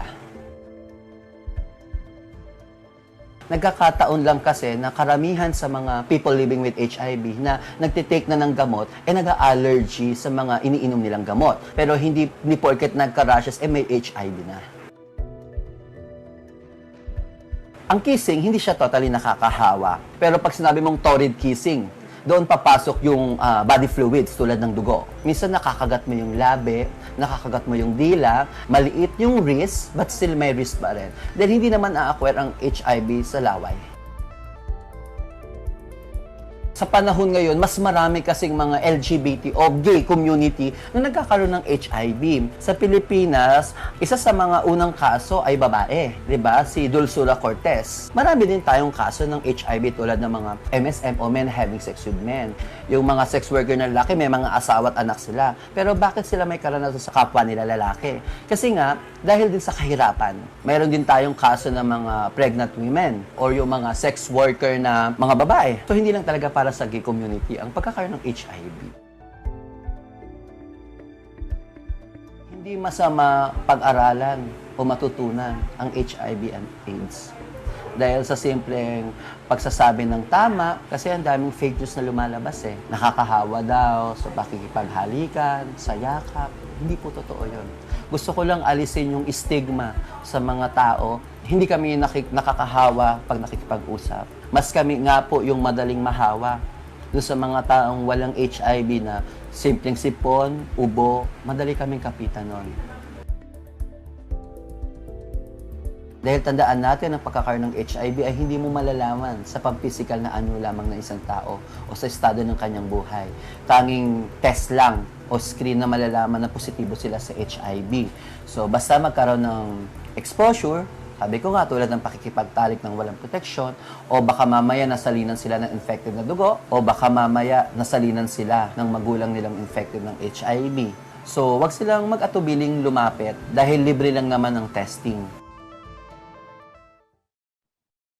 And to share us his story, our guest is an influencer, a blogger, and an HIV advocate.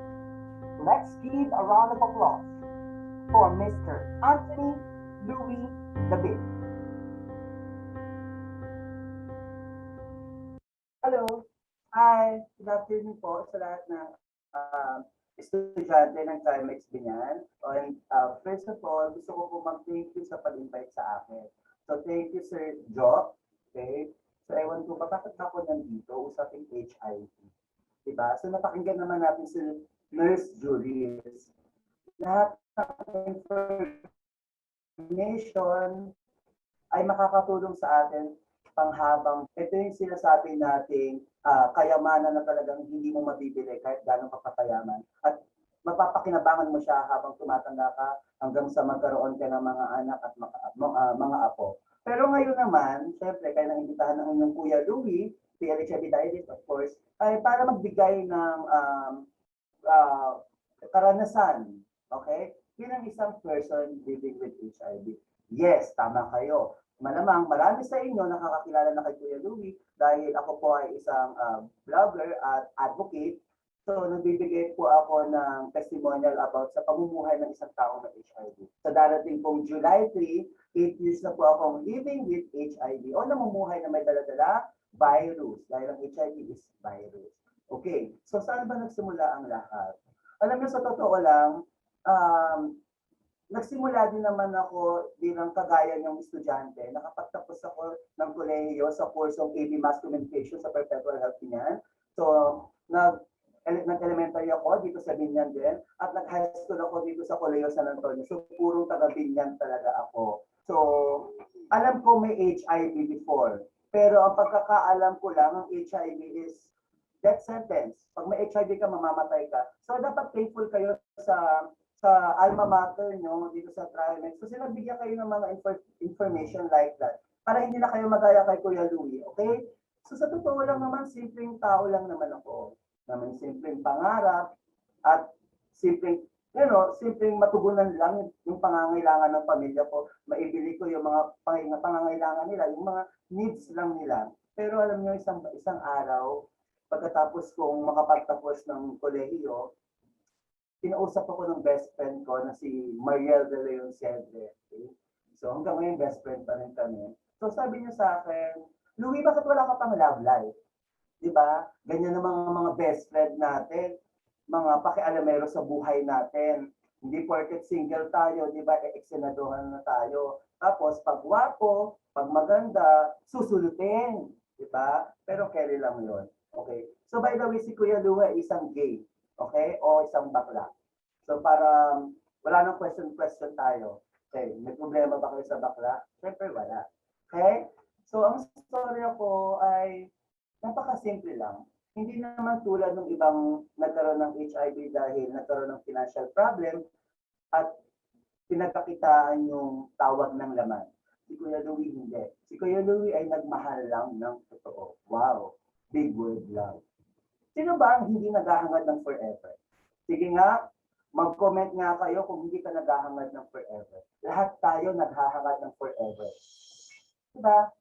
Ang sarap na may forever. Pero yung time na yon, nakafocus ako sa career, nakafocus ako sa makatulong sa pamilya. Ganoon naman ang thinking ng karamihan ngayon eh. Lalo na nagsimula ka sa walang-wala, yung pamilya mo, nakaranas ang hirap.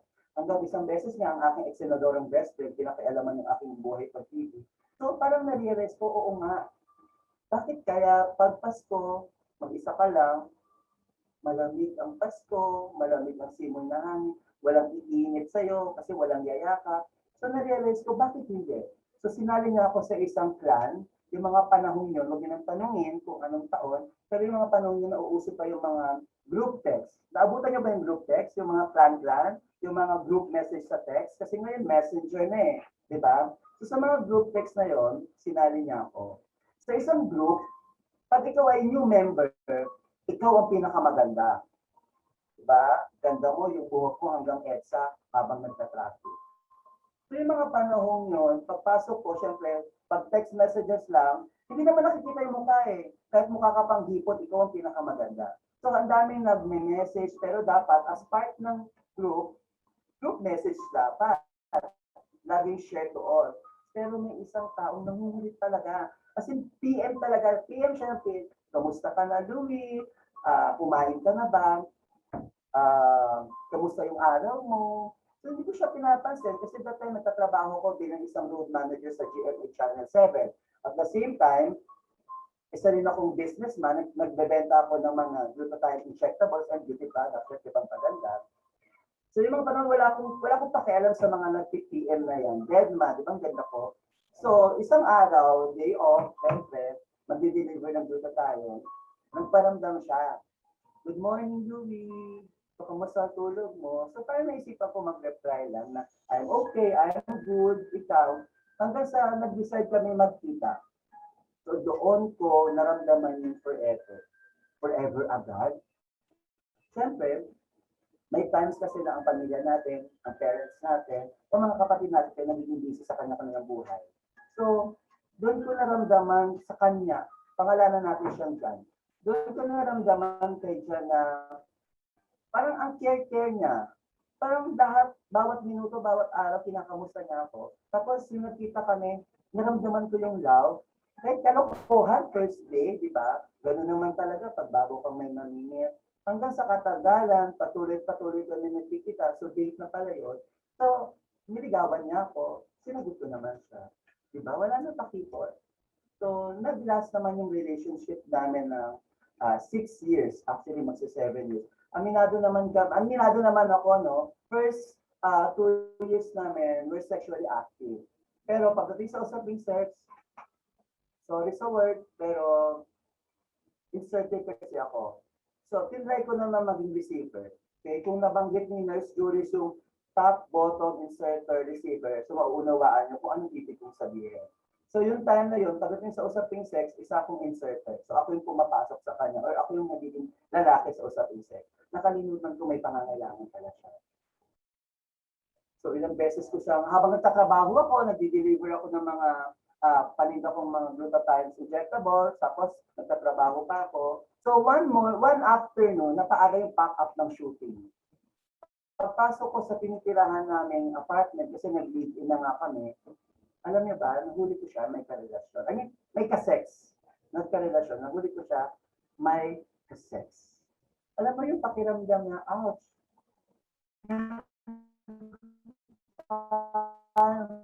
Sakit. Pala yun.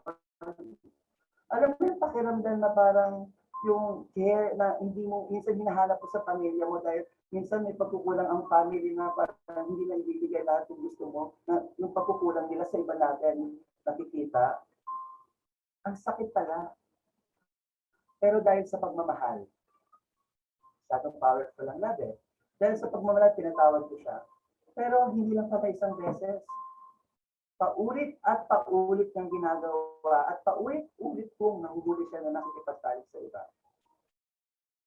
Aminado naman ako, kasalanan ko. Kasi may times na naiisip ko, kinu-question niya ako bakit hindi ko kaya makipag-switch role. Tinry ko naman, twice, thrice, hindi ko talaga kaya. Ang sakit. Kaya bilip ako sa mga receiver. So hanggang sa nagtuloy-tuloy, nag-celebrate kami ng 3 years, 4 years, 5 years. So ikaw 6 years namin and 6 months, something like that. Nag-decide kami maghiwalay muna ng apartment or umuwi ako sa bahay namin, umuwi siya sa bahay nila. Pero may nangyari sa amin one time. Sabi na, last memory natin dito sa tinutuloy natin. May nangyari sa amin. So pinagbigyan ko siya. Hanggang sa New Year yun, dumalaw ako sa bahay nila sa Bacoor, Cavite. Nag-celebrate kami ng New Year hanggang sa inatake siya ng parang heartburn. I thought heartburn. Nahirapan siya huminga. So dinala namin siya sa emergency. Bumalik din naman agad siya. Hanggang sa halos every other day, nahihirapan na siyang huminga. And then tinakbo na namin siya sa PGH. So unti-unti na siya nangangayayat ng mga panahon niya.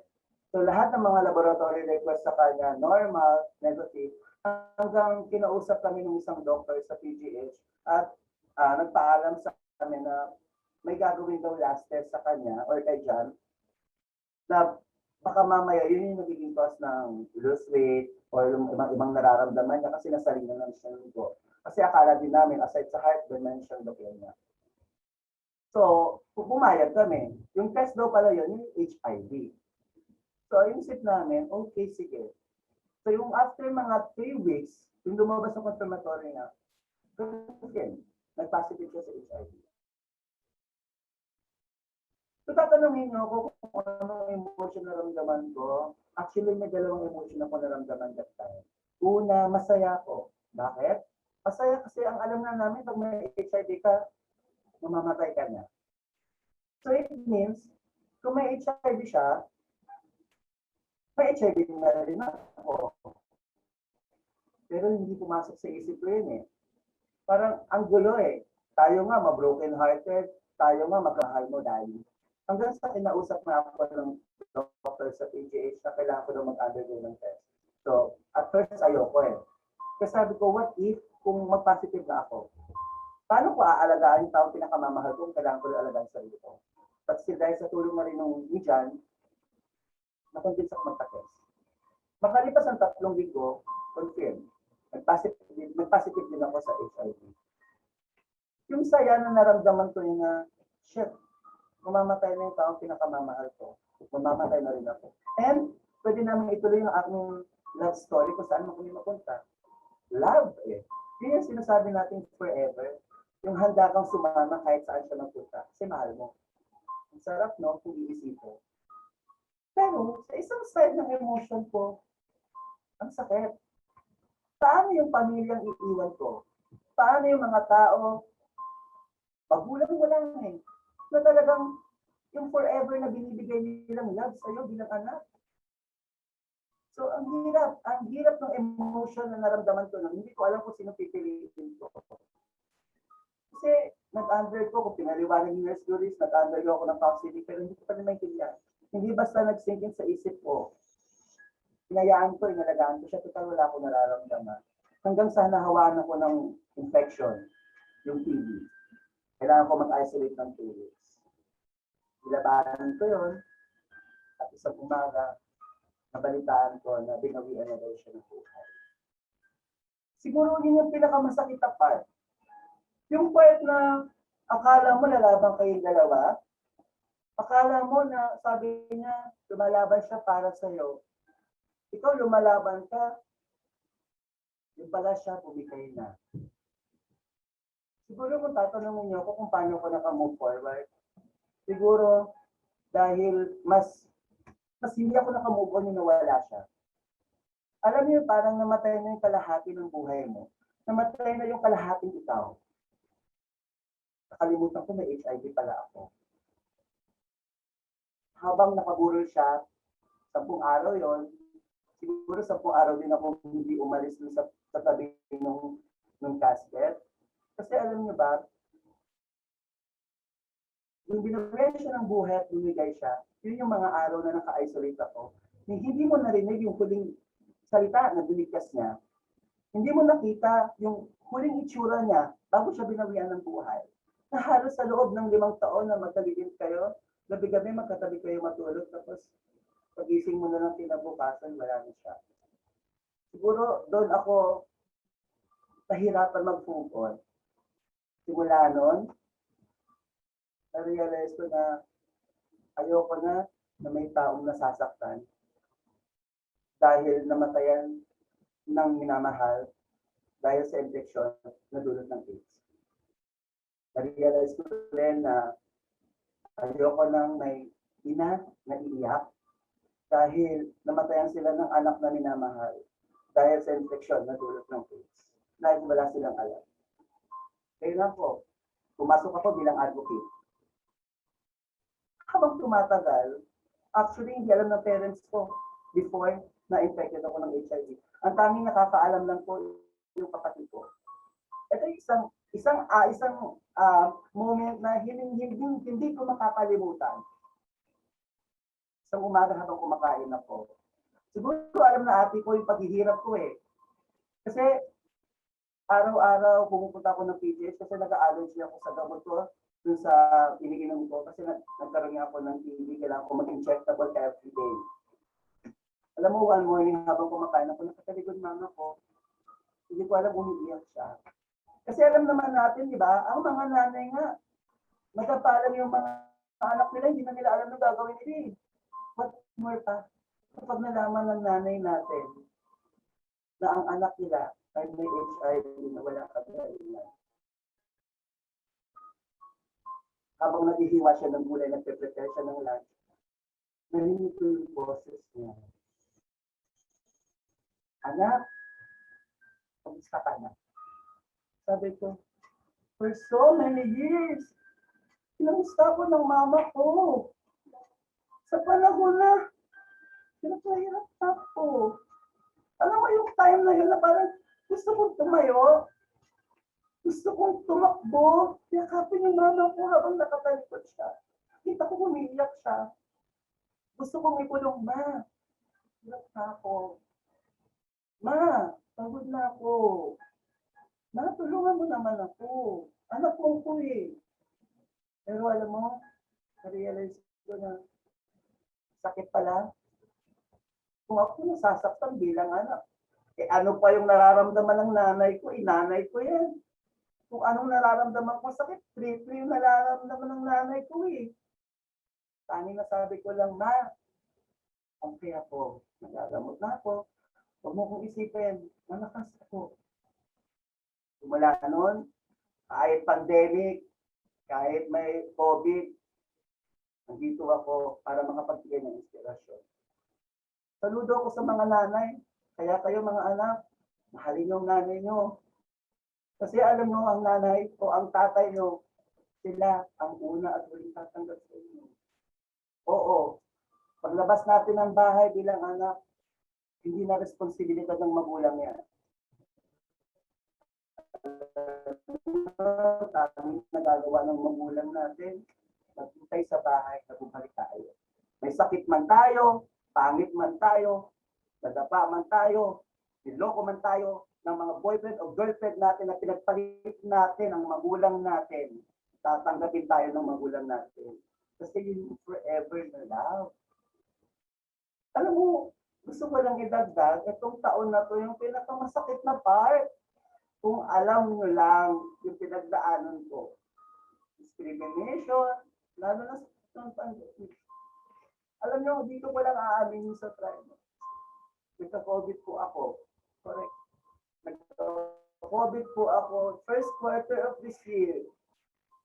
Pero, sabi ko, kung mamamatay ako dahil may HIV ako, mas gusto ko kasama pamilya ko. Tinawagan ko agad na ako, ma, alam ko, delikado. Pero tatanggapin mo pa. Kasi gusto ko umuwi sa bahay. Kasi nangungupahan pa sa bahay. Gusto ko, if ever ba na mawala ako, nandito ako sa bahay. Alam niyo po, tinago po niya sa kwarto. Inalagaan niya ako. Dahil trade naman po ako eh. Nagtulungan kami ng mama ko. Hindi niyo po alam mo yun. Hindi po alam ng mga tao. Hindi pa ako nagpaswab. Pero dahil po yung partner ko, nagpa-positive, automatic, lahat po ng mga symptoms, doon ko po mas na-appreciate yung mama.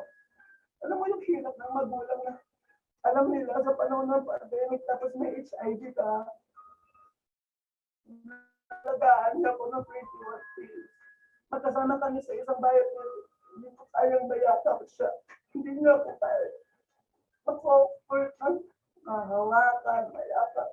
Pinalagaan ang pagmamang ko. Hanggang sa bumalik naman po ako. After ko po nilayasan po ulit ang mama ko kasi ito sa ulo ko. Inisip ko po yung mga kapwa ko person living with HIV. Walang panunubata. Kasi paano sila? Kailangan din nila ako. Papasok ko po ng clinic na ubo-ubo pa po ako noon. Nagpa-interview pa nga po kay Billy Apple kasama si Jonas noon. Ubo-ubo po ako noon. Alam ko natatakot sila baka mahawa pero pneumonia na lang po yun. Nakalipas ng 3 araw, nagpa-x-ray ako. Yun nga, positive ako sa pneumonia. 2 lungs ko po. So, pinauwi na naman po ako. Pero hindi na naman po siya infectious para makain. Tinanggap na naman po ako ng mama ko. At siguro lahat na yata ng gamot, lahat na yata ng dahon, pininom sa akin ng mama ko para gumaling ako. Kaya saludo ko sa mga magulang. Kaya alam nyo, habang kasama niyo yung magulang, i-appreciate niyo yung bunganga nila. I-appreciate niyo. Kasi kahit anong, alam niyo yun, kahit anong type kasuwain na tao o anak, kahit iwan natin sila, ipagpalit natin sila sa mga boyfriend at girlfriend natin, tatanggalin tayo eh. Diba? At syempre, naniniwala din naman ako, bakit nagkakaroon ba ng mga taong, o pabataan ng pabataan, nagkakaroon ng case ng HIV? Actually, nabanggit ko na po ito dun sa program ni DJ Apple na minsan kasi nagsisimula sa pamilya, di ba? Kaya naniniwala akong family day. Sunday man yan, Saturday man yan, dapat nagkakaroon ng banding yan na pag-uusapan. Tayo mga anak, kailangan unawaan din natin yung mga bagulang natin na nagtatrabaho. Kasi para sa atin eh. Para naman sa mga parents. Sana maunawaan nyo rin po kami mga anak. Kasi kailangan din naman namin ng kalingan nyo. Tanungin nyo naman kami kung kumusta kami. Pero kung isipin mo sa isang banda bilang anak, no? Kailan pa natin tinanong ang magulang natin kung kamusta sila? Eh, pagkakausapin natin sila, nanghihingi lang tayo ng pera. Kung hindi ibibili ng bisyo, ipangbigay, ipanglulot. Ikaw ba, nagawa mo ba sa isang araw, tanungin ang nanay o ang tatay mo kung kumain na sila? Kung anong nararamdaman nila? Diba? So dapat talaga na pag-uusapan yung pag-family day. Naniniwala ako sa o promote ko na rin ha, magpa-vaccine kayo para safe. Hindi ganun kadali mabuhay yung isang taong may daladalang virus. Kasi, kumbaga, mas prone kami sa mga infection na maaari namin makuha sa ibang tao. Hindi kami nakakadiri. Hindi kami nakakahawa o else gusto nyo makipag-sex sa akin. Depende yan na may qualification. Siguro depende. Kasi kung makikipag-usap ka lang sa isang tao may HIV, hindi ka mahahawi. Kung nakinig ka kay Nurse Juris kanina, mauunawaan mo. Mababawasan ng stigma at discrimination dito sa Pilipinas. Kung yung napanood nyo kanina, i-share nyo, yun ang gawin yung i-chismis nyo. Diba? Isa i-chismis mo yung kapitbahay mo may COVID. I-chismis mo kung anong natutunan mo. Diba? Kasi ako, kailangan kong unawain. Kailangan natin unawain ngayon, lalo na knowledgeable na tayo about sa HIV/AIDS, kung bakit may mga taong iniiwasan tayo o iniiwasan kami kasi may HIV kami. Kailangan hindi tayo sensitive sa ganyan eh. Kasi unawain natin, wala lang silang alam at nag-iingat sila. Eh kung ako wala akong HIV at wala akong alam sa HIV at nakakita ko ng taong may HIV, iiwas din ako eh. Pero hindi ko siya di-discriminate. Iiwasan ko siya kasi ayoko magka-HIV. Dahil hindi ko naman alam kung saan nakukuha ang HIV. Correct? Diba? So, paano niya malalaman kung anong HIV? So, ipaalam natin. So, ito yung way, o ito yung purpose ko sa life kung bakit ako nabubuhay. Alam niyo na nagka-COVID ako, habang nagbumuni-muni tayo, with background music, with crying ladies, na-realize ko, siguro kung mamamatay ako, hindi na ako kailangan. Pero sabi ko, hindi pa ako mamamatay. Kailangan pa ako ng Trimex. Kasi naka-schedule ako dito. Correct. Lahat tayo may mission. At ito ang mission ng buhay ko. At naniniwala ako sa lahat na nangyayari sa buhay natin, may HIV o wala, masakit o masarap, masaya o malungkot, may reason. Kaya ito, huwag kang magreklamo kasi wala kang HIV. Huwag kang magreklamo kasi buhay pa ang magulang mo. Pero, may HIV ka, na wala ka ng magulang, mahirap ka, magpasalamat ka kasi may mission ka. At alamin mo kung ano yung mission mo. At kung may problema ka, isipin mo na lang, Kuya Louie, isipin mo, dami ko certificate, HIV, COVID, pneumonia, TB, name it. Baka first order na ako. Diba? At still nandito ako. Mas mukha pa nga may HIV siguro yung nasa kanan ko, no? Correct? Kasi hindi naman nakikita sa palabas na ano eh. Basta, ikaw, laban ka. Kasi, kaya ka nabubuhay, may purpose ka pa. At tandaan nyo, Ang takot ang mas magpapahamak sa inyo. Huwag kang matakot.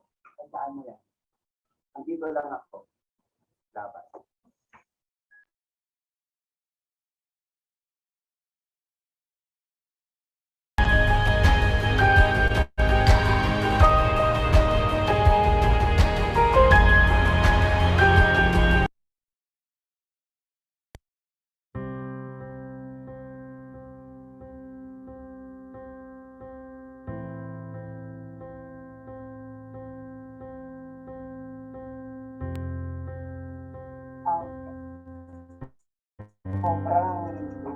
sobrang na-touch ako noon sa testimony mo na tungkol doon. Siyempre, sa iyong mother, which is naiiyak ako dito sa backstage.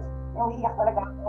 Nakikita ko yung mga posts kasi parang na-touch kami doon sa kwento. Diba? And alam ko maraming na-inspire dito sa kwento ni Kuya Luis. And si Kuya Luis, this is not the first time na nandito sa private study. Because way back 2017, 2018, sinundak ni Kuya Louie ang isa sa makabuluhang HIV/AIDS awareness seminar sa Morales Building na may pinamagatang Know Your Status. Kuya Louie, meron akong mga katanungan sa iyo. Alam ko naman na para mas lalo pang matuto yung mga viewers natin, especially sa mga trimexians, hindi lang mga trimexians ang nanonood. Siyempre, yung mga sangguniang kabataan and PhilTech Incorporated. Maraming salamat po. Kuya Louie, how long have you been HIV positive? Mag-8 years na ako sa July. Wow. So, ganun katagal. Mag-a-anniversary. Mag-a-anniversary. At abangan niyo anniversary episode ko sa aking YouTube channel. Yes, syempre nga pala. So, kunin na natin ang pagkakataon na Kuya Louie para, syempre. Oo, please. Kung nabitin kayo sa story ni Kuya Louie, pwede niyo po akong subaybayan. Okay? Sa PLHIV Diaries, i-search nyo lang po yun sa YouTube channel. Okay? So, makikita niyo po ang journey ng isang taong may HIV. Ang journey ni Kuya Louie na lang. So, makikita niyo ang bayan walang kwenta. Hindi po walang kwenta. Kahit siguro pag swimming po o pag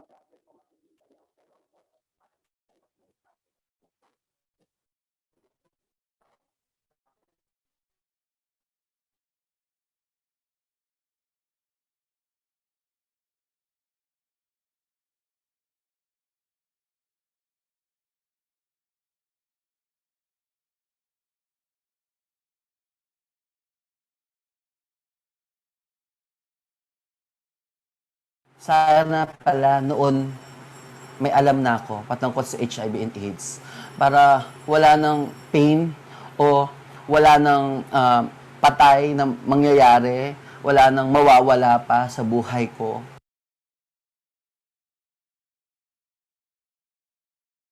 O kakilala ko. My name is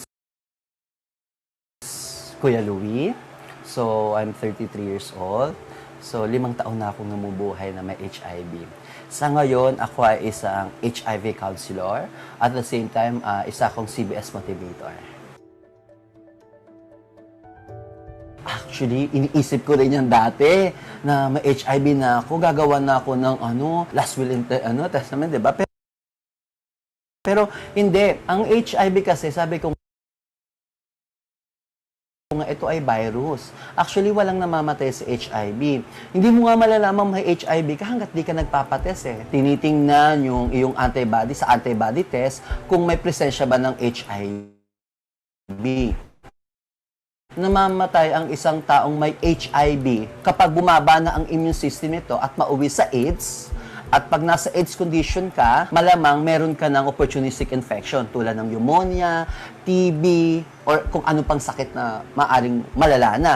At yun yung magiging cause ng death nila. Nagkakataon lang kasi na karamihan sa mga people living with HIV na nagtitake na ng gamot ay nag-allergy sa mga iniinom nilang gamot. Pero hindi porket nagka-rashes may HIV na. Ang kissing, hindi siya totally nakakahawa. Pero pag sinabi mong torrid kissing, doon papasok yung body fluids tulad ng dugo. Minsan nakakagat mo yung labi, nakakagat mo yung dila, maliit yung wrist, but still may risk pa rin. Dahil hindi naman a-acquire ang HIV sa laway. Sa panahon ngayon, mas marami kasing mga LGBT o gay community na nagkakaroon ng HIV. Sa Pilipinas, isa sa mga unang kaso ay babae, 'di ba? Si Dulcura Cortez. Marami din tayong kaso ng HIV tulad ng mga MSM o men having sex with men. Yung mga sex worker na lalaki, may mga asawa at anak sila. Pero bakit sila may karanasan sa kapwa nila lalaki?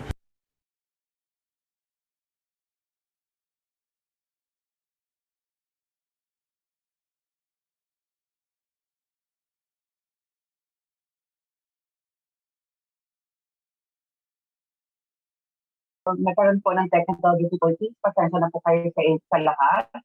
And then, magkakaroon po tayo ngayon ng interview with Kuya Louie. Pasensya na kayo, Kuya Louie. And syempre sa viewers connection, pasensya na po kayong lahat. And then, this is the question, the second question. How you were young, I know that you were young, when you diagnosed HIV positive. Has your status affected your relationship with your family and with your loved ones? Of course, oo naman. Sobra, lalo sa mga friends kasi may iba kang kaibigan sa ka. Okay? May iba na natuklasan mo na talagang totoong kaibigan sila kasi sinamahan ka pa doon. Sa family, mas naging close kami. Diba? Especially mama ko. Close na ako, mama's boy. Mas naging close ako and sa mga kapatid ko. Kaya nga para sa akin, sa totoo lang, ang pagkakaroon ng HIV ay isang magandang regalo. Diba? Focus ako, no? Pero totoo. Kasi ang pagkakaroon ko ng HIV, maraming magandang nangyari sa buhay ko. Sa totoohan, hindi po dahil nandito ako sa harap nyo. Kasi kung iisipin mo, baka yung times na wala, or baka ngayon kung wala akong HIV, mas napariwara ako. Kung wala akong HIV, siguro minumura ako ng mga kapatid ko, nasaan ka, anong oras na ka umuwi. Diba? At naniniwala ko na HIV ako kasi ito yung mission ko. Na ibahagi yung karanasan ko, yung mga pinagdaanan ko, para maka-inspire ng tao. Na HIV ka o wala. At naniniwala din naman kasi ako na ang pagkakaroon ng HIV, like I said kanina, isang magandang regalo, diba? At yung pagkakaroon ko nito, ginamit yung materyales, kasi yun na naman tayo maibabahagi ko sa inyo yung aking karanasan para makatulong sa mga tao. So HIV is a gift para sa akin. At sabi ko naman ako na ang lahat ng bagay na nangyayari sa mundo ito kami sa years. Ako na din ginagawa mo ngayon. You have your mission to promote, diba? To end the stigma related to HIV. And then, this is the last question, Kuya Lee. Ito ang isa sa pinaka kailangan natin sabihin, kailangan i-inform at i-aware natin ang ating mga kabataan. Sabi nga ni Dr. Jose Rizal na ang kabataan ay ang pag-asa ng bayan. What do you think needs to happen to reduce the stigma around HIV?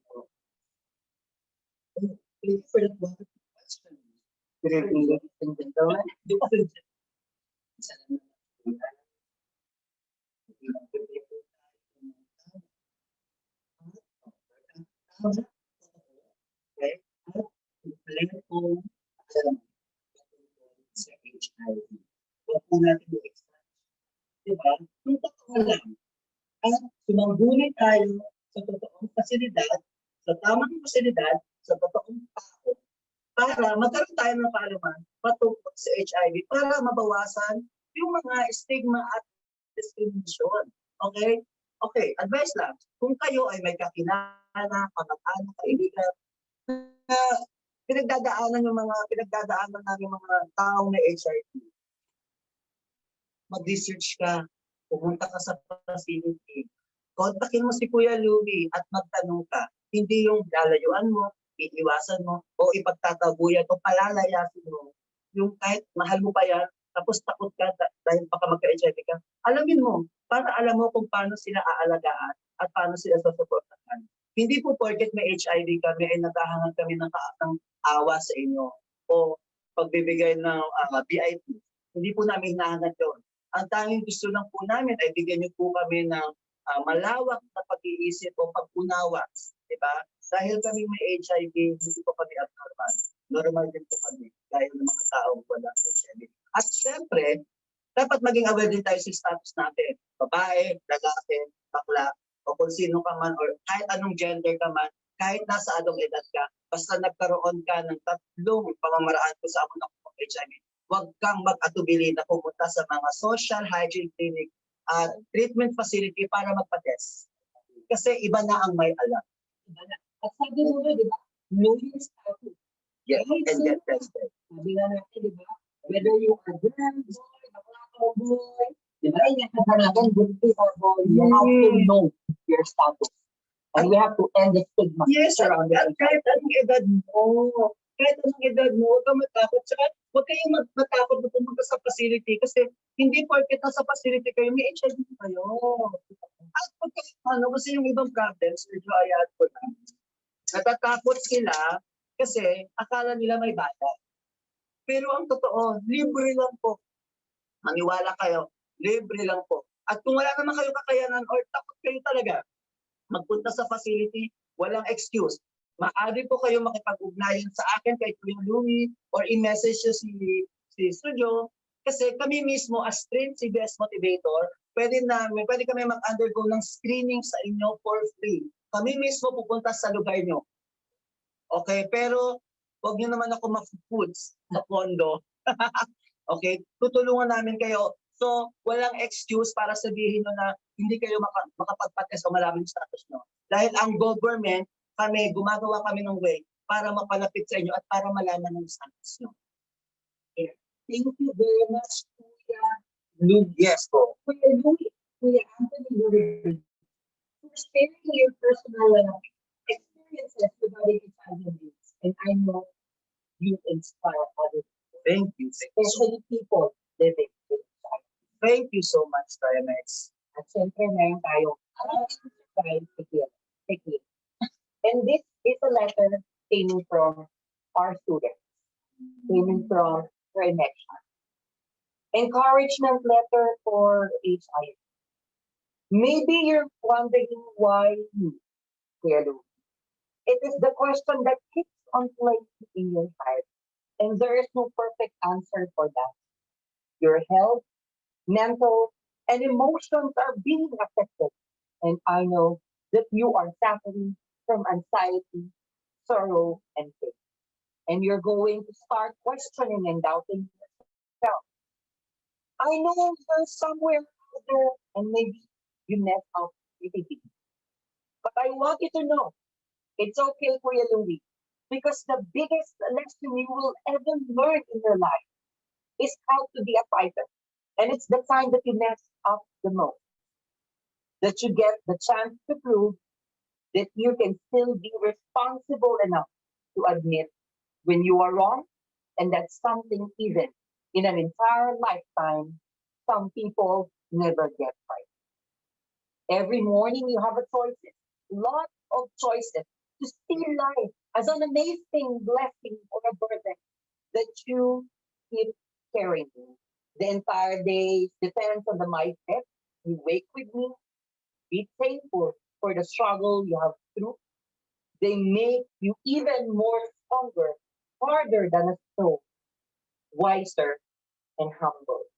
Don't let it break you. Use your time to focus your inner desires and goals. It's not the end. It's not the year in our life that counts. It's the life in your years. Truly yours, Miss Vanessa. Yes, thank you.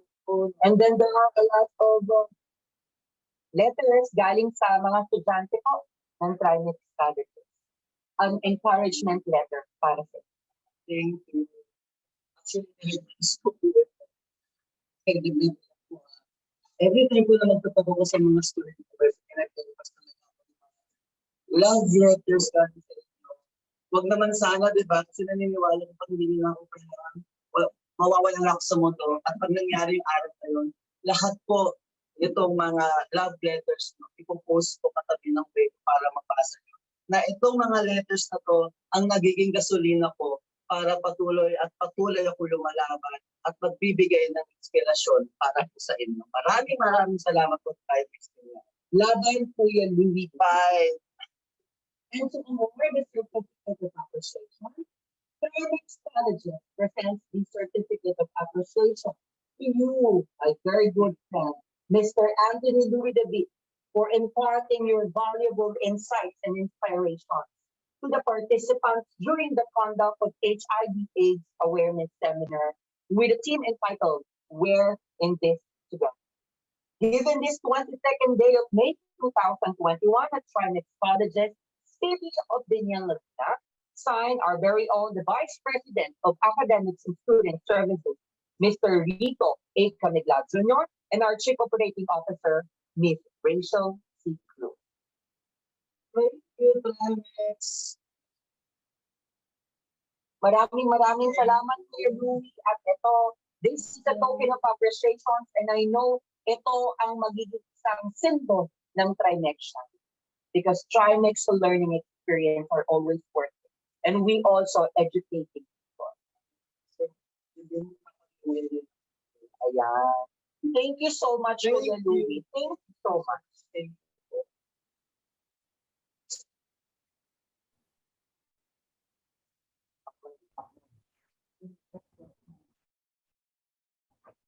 Next.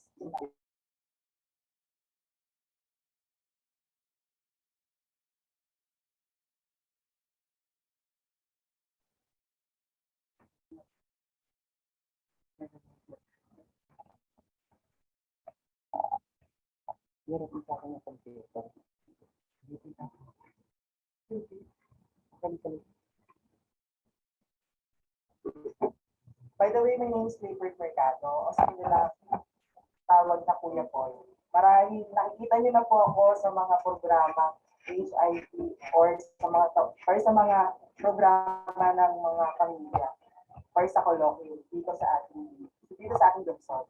Marahil, oo, bakit? Sino nga ba po ba ako para imbitahan po nila? Sino nga po pala ako para magsalita sa inyo? Andito po ako para ikwento sa inyo kung ano po ba talaga ang buhay ni Kuya Paul. Ako si Paul, hindi tunay na pangalan. 29 years old. 6 na taon na lumalaban sa HIV. Marahil napakasakit or pangit pakinggan ang storya ko. Marahil hindi ko po pinagyayabang or hindi ko po nilaladlad sa mga tao kung ano po ba meron sa akin. Opo, pumasok po ako sa pagiging bayaran. Marahil mataas po ang pangarap ko sa pagiging ama. Opo, tama po kayo. Isa po akong ama. Ama na nangangarap na magbigay ng magandang buhay sa aking anak. Pero sa sitwasyong pinasok ko, unting-unti nang nasira ang aking buhay. At dito po nagsisimula ang aking kwento. Nung college po ako, year of 2010, sa Far Eastern University, I'm AB Political Science graduate. Opo, Dean Lister po ako that time. Pero ako na rin din po ang gumawa ng way para magrebelde sa pamilya ko. Dahil ang hirap ng buhay ko noon. Dahil sinasabay ko ang pagiging tatay at pagiging estudyante. Year 2010, nakakilala ako ng isang tao, akala ko makakapagbago ng buhay ko. Akala ko siya ang taong magbibigay ng buong pagmamahal na ini-expect ko noon. O dati, marahil, nagiging broken-hearted ako. O lagi akong sawi sa mga pag-ibig. Hindi ko nga malaman kasi the age of 22 years old, nasa identity crisis pa rin ako. Hindi ko alam kung ano ang kasarian ko. Hindi ko masabi, nagkakagusto ako sa babae. Nagkakagusto ako sa lalaki. Pero saan kayo? Nagkaanak ako. Diba?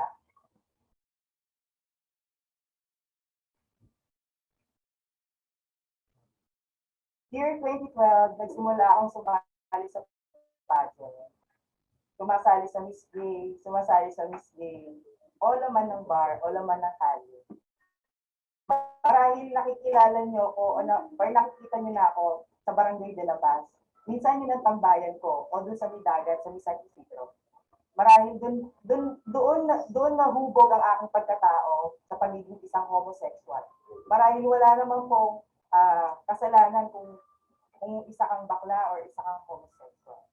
Year 2013, nakikita ko nang lumaki ang aking anak. Isang taon siya noon. At hindi ko alam kung anong buhay ang pwede kong ibigay sa kanya. Yes, nangangarap po ako na yumaman. Nangarap din po ako na may magandang buhay ang aking pamilya. December 25, Christmas, tinis ko na hindi ko makasama ang aking pamilya. Pinilit kong umalis. Pinilit kong magtrabaho sa ibang bansa para lang sa aking pamilya, para lang magbigay akong pantusto sa mga kapatid ko at sa mga magulang ko. Marahil akala ko maganda ang magiging buhay ko sa Thailand. Doon nag-umpisa ang aking pangalawang libro ng aking buhay. 2013, naalala ko, akala ko ang papasukan ko ay isang salon or isang spa. Dahil yun ang inaalok sa akin ng kaibigan ko. Pero sapagkat, nung nandoon na ako sa lugar na yon, marahil wala akong kakilala, wala din akong nakakausap. Dala ko lang ang sarili ko at passport ko. Alam niyo po ba, yung napasukan ko, isa pa lang madilim at puno ng kapusukan. Doon po ako natutong gumamit ng pampers or yung drugs na sinasabi nila. Malulung po ako doon hanggang sa hindi na po ako nagpapadala sa anak ko at sa pamilya ko. Year 2014, nagkakaroon na po ng pagbabago sa aking katawan. Nandoon na po yung time na napaparanoid na po ako or nagkakaroon na po ako ng depression. Kasi nga po, nalalaman ko na sirang-sira na pala ako sa pamilya ko dahil sa ginagawa ko. Year 2014, September, na nag-decide akong umuwi sa Pilipinas at para doon na magtrabaho. Yes, pinagpatuloy ko po yung course ko or naghanap po ako ng trabaho dito sa Pilipinas para po may pangsustento sa aking anak at sa aking pamilya. Alam niyo po ba yun, napakahirap or napakabigat sa atin tulad kong magulang. Ang hirap i-handle ang isang problema, lalong-lalo na usaping pera. Tama po ba ako? Ang hirap po kasi hindi ko alam kung saan ako kukuha ng pagkakakitaan. Subalit may trabaho ako pero hindi sapat. 2014, January, may nakilala akong isang kaibigan. Subalit nakilala naman niya ako eh. Kilala niya ako, bata pa lang ako, 18 years old pa lang ako. Pero kilala niya ako as a gay. As a homosexual. Kasi masali sa isang mga pageant. Yung yaon na yon, yung araw na yon, hindi ko na-expect na may mangyayari pala. Or may isang, alam niyo yon, yung pinagnasahan ka. Hindi ko kagustuhan yon dahil nilasin niya ako nung gabi yon. Nagulat na lang ako, pagmulat ko, hubad-hubad na ako. Para sa akin, bata pa ako at nandidili ako sa katawan ko. Na parang, ayoko na, gusto ko nang mamatay. Gusto ko nang bumitaw sa buhay ko. Gusto ko nang talikuran lahat ng mga umaasa sa akin. 2015, December, naalala ko, nanghihina na ako. Hindi ko nga alam yung salitang HIV. Nababalitaan ko lang siya or napapanood ko lang siya sa isang programa. or sa isang TV station, nakikita ko lang siya yung about HIV and AIDS. 2015, doon unti-unti akong nakikitaan ng pagbabago ng mga relatives ko. Doon sila nagtataka bakit ako namamayat, bakit ako nangangayayan. Makikita pa doon, parang walang ipin yung mga sipon, ubo, saka yung lagnat. So, 2016 January, expected ko makakaalis ulit ako papuntang Thailand. Pero na-deny ako kasi gagawa ng medical ko. Kasi nga nagkaroon po ako ng tuberculosis. Then hindi ko alam kung ano bang tumama sa akin, kung minimal po ba yung tumama sa akin sakit or nakamatay. Dahil wala naman po akong idea dun eh. Year 2016 February, unti-unti na po bumabagsak ang katawan ko. Una kong nilapitan yung nanay ko, pero hindi, discriminate pa rin ako. Dahil naging pasaway ako, dahil naging soberbo akong bata. Subalit natapos ko naman yung pag-aaral ko, yung nagsinabi ko sa nanay ko, pero hindi, inakwil pa rin ako. Ang hirap ng sitwasyon ko noon dahil nag-iisa ako, wala akong karamay. Ultimo asawa ko, hindi ako matulungan. Dahil wala kaming sapat na kakayanan para magpagamot na tayo. April 2016 at 8 a.m. morning. Nahihirapan na ako ng huminga or sumusukan na ako ng datay ng dugo. So, ang sabi ko, ito na yata yung last day ko. Or ito na yata yung kamatayan ko. Naawa ko, ang dami kong pangarap na alam niyo yun na bumuhag, lalo na nakikita ko yung anak ko that time, na nahihirapan ako. June 26, sinugod ako sa RIT. So, doon nangyayari lahat. Nag-50-50 ako, ilagay ako sa ICU.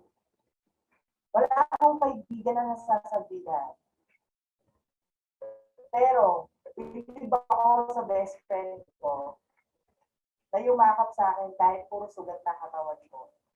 Hindi ko pa nga nalaman ko yung status ko doon sa hospital na yon. Actually, hindi ko alam kung sino yung sisisihin ko. Yung magulang ko ba o yung sarili ko. Actually, hindi kami nagpansinan ng nanay ko that time. Almost a month. Pinabayaan niya ako. Lastly, hindi na ako parang nakakagalaw or nakakakilos sa hinigaan ko. Para na akong bedridden. Naawa na ako sa sarili ko at sa anak ko kasi wala na kami makain that time. Wala na akong pagtustos. Pero ito pa rin ako sa kanila. Lumalaban. June 2016, nalaman ko yung status ko. Yes, I'm HIV positive. Nasira yung mundo ko noon. Sabi ko, ito na yata yung last ko. Mamamatay na ata ako. Pero okay lang. Diba? Nung nasa RITM na po kami, ito na po yung naging scenario. Nag-seizure daw po ako 3 episodes. So, ay na-isolated po ako. Then, ito po yung pinakamasaklap. Wala po akong pera or wala po kaming perang dala nung that time. So, doon ko na po sinabi sa best friend ko na, friend, yes, I'm HIV positive. Tatanggapin mo ba ako? Sabi niya sa akin, why not? Kaya mo ba akong bantayan dito? Yes, sabi niya. Andito lang ako, best, para sa'yo. Actually, si Sir Joe, kaibigan ko din yun since high school. Pero hindi ako nag-open up sa kanila. Or hindi ako humingi ng tulong kahit simple. Kasi matigas ako that time. Pero nung palala yung nararamdaman ko, doon na ako humingi ng tulong sa kanila. Sir, ma'am, pwede pagbigyan niyo pa ako ng chance mabuhay kung matutulungan niyo pa. Ultimo dasal na lang, yung parang nagiging sandata ko. O rosaryo na lang, dala-dala ko that time.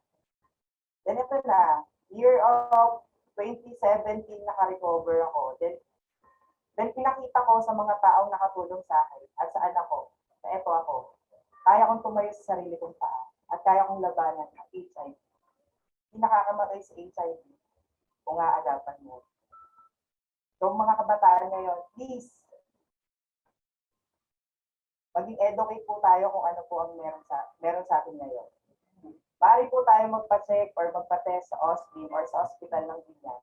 Regardless po sa usaping HIV. Yun lamang po. Maraming salamat.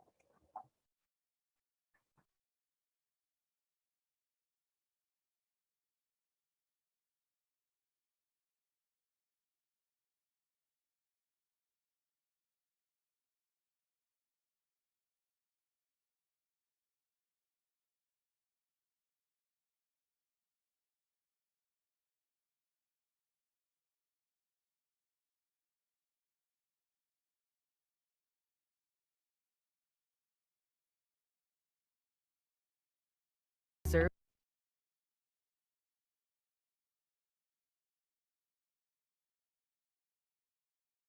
Everyone is affected. Anyone can be infected. Hence, everyone deserves access. Despite aggressive campaigns on free HIV testing in the Philippines, about half of the key population has yet to be screened for HIV. Major reasons preventing them to have themselves checked include stigma or the fear of HIV and its attachment to sex, distance from testing centers, and fear of high healthcare expenses. Thus, Love Yourself introduces the pioneering HIV self-screening service in the country, Self-Care. Self-care is an additional option for Filipinos to dare in taking care of themselves and in sharing the benefits of knowing one's HIV status. The Self-Care Kit is very easy to use. With only 3 simple steps, you'll get to know your status in just 20 minutes. Self-care provides more convenience, supports your own time, respects your own space, and ensures a confidential result. If screened non-reactive, continue protecting yourselves and others. If screened reactive, don't worry. HIV is a manageable condition. Call us and we'll help you with what to do next. Do not let HIV control you. You take control of HIV. It's easy to know your status. Just remember, self-care, safe and secure.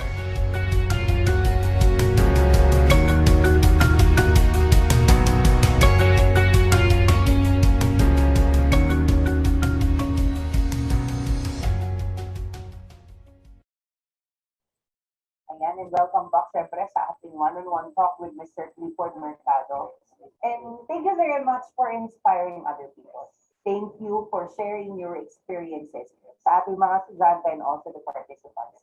They are youth, di ba? Mga kabataan. Poy, tama? Yes. Si Poy ay kaibigan ko since high school. Magka-schoolmate kami sa De La Paz National High School. Tapos hanggang sa nagkaroon yata ng nagturo kami sa kanya. At alam ko na kami first year noon at kayo ay second year. So maraming mga pagbabago, maraming mga changes. Ngayon lang ulit tayo nagtatagpo. Ngayon lang tayo nagka-daupang palad. Oo, akala ko dati si Sergio Isuplada. Kasi that time nung high school siya napaka-maldita. Yung word of maldita is stricto.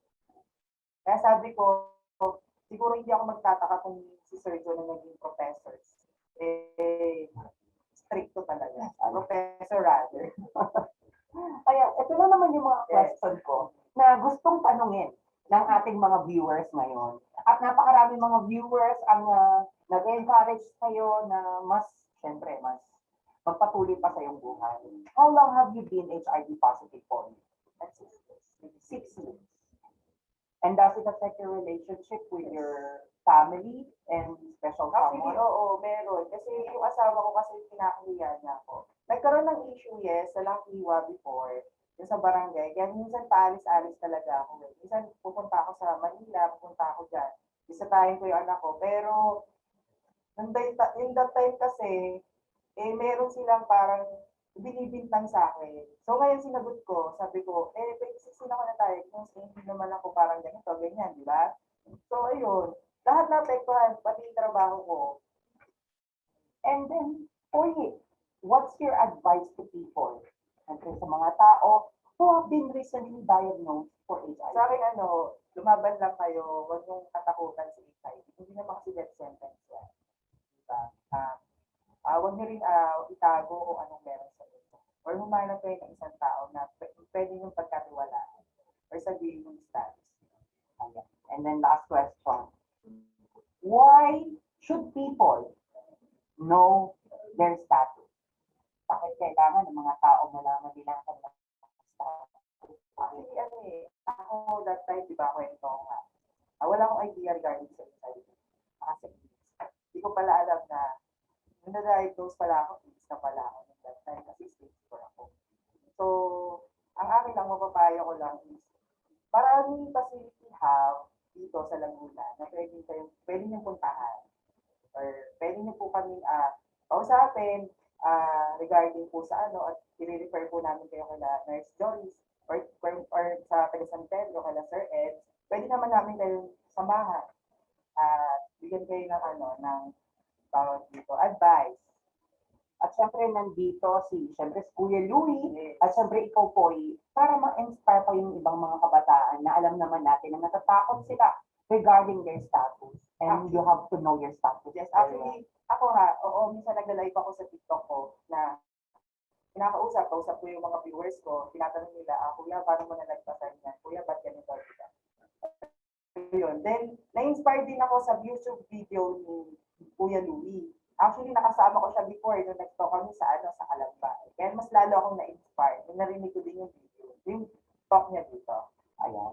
And then, is there anything else you want to share to Trimexian and to the participants? Yes, all Trimex, tawag dito, pwede niyo po pwede niyo po kung panoorin sa live video ko po sa TikTok.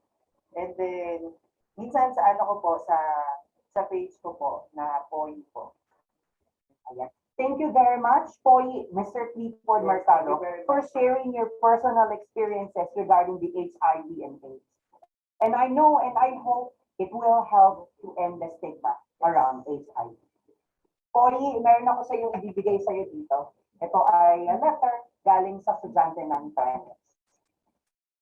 Dear Mr. Clifford Mercado, greetings, a pleasant day to you, Mr. Mercado. I hope you are having a great day. Having a constant battle with an illness might be hard. So I would like to share a Bible verse to you. God will go before you, walk beside you, and stand behind you. I'm with you always, from Matthew 28, verse 20. And I hope this gives you more comfort that in your journey, God is always with you. I salute you for your strong will to stand up and be a person whom the patient with the same illness can look up to you and inspire them to fight the same way you do. Keep safe and have a nice day ahead, Mr. Mercado. Respectfully, Di Maunahan,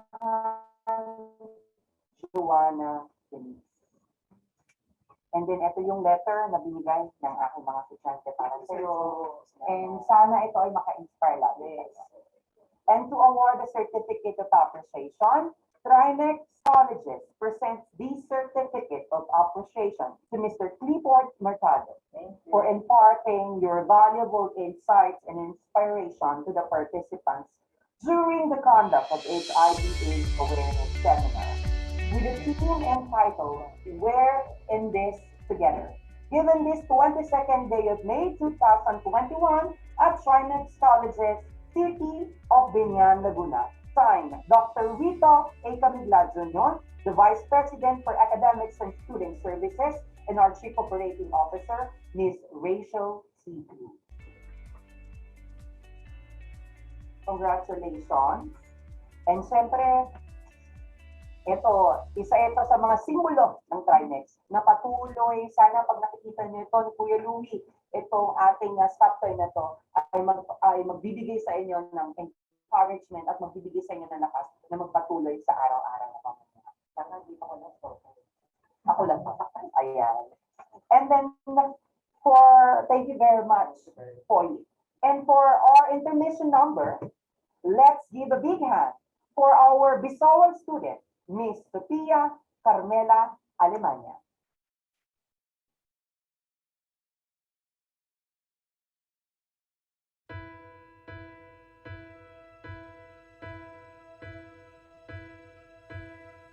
I can almost see it, the dream I'm dreaming, but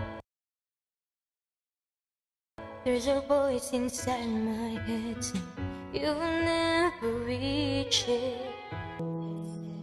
Taking every move I make feels lost in no direction. My faith is shaking, but I gotta keep trying. Gotta keep my head held high. There's always gonna be another mountain. I'm always gonna wanna make it move. Always gonna be an uphill battle. Sometimes I'm gonna have to lose. Ain't about how fast I get there. Ain't about what's waiting on the other side.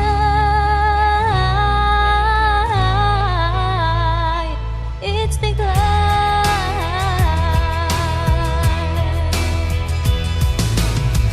The struggles I'm facing, the chances I'm taking, sometimes may knock me down, but no, I'm not breaking. I may not know it, but these are the moments that I'm gonna remember most. Just gotta keep going, and I gotta be strong. Just keep pushing on. There's always gonna be another mountain. I'm always gonna wanna make it move.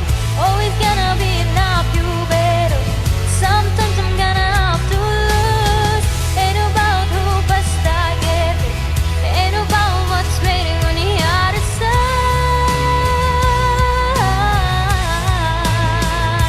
It's the climb.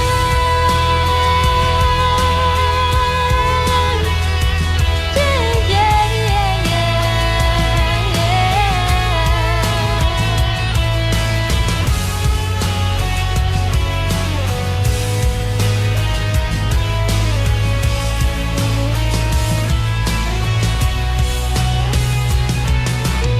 There's always gonna be another mountain. I'm always gonna wanna make it move. Always gonna be an uphill battle.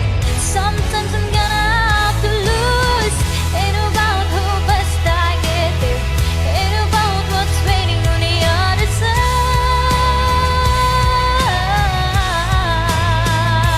It's the climb.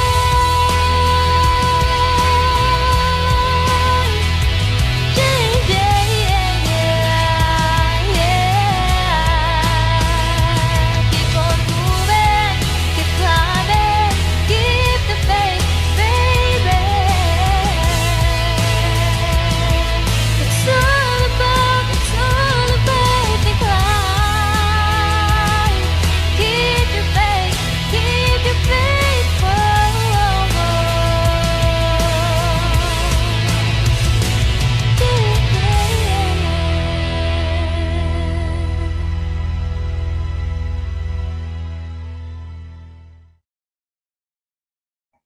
Thank you very much, Miss Sofia Alemania. On the 18th day of May, thousands of people will take part in events around the world to support the International AIDS Candlelight Memorial. We have seen extraordinary advances in how HIV is recognized and treated. This change has only been able to come about through the incredible activism led by the people living with HIV. The Candlelight Memorial is about recognizing people who have campaigned for the rights of people living with HIV, as well as remembering those who have fallen along the way.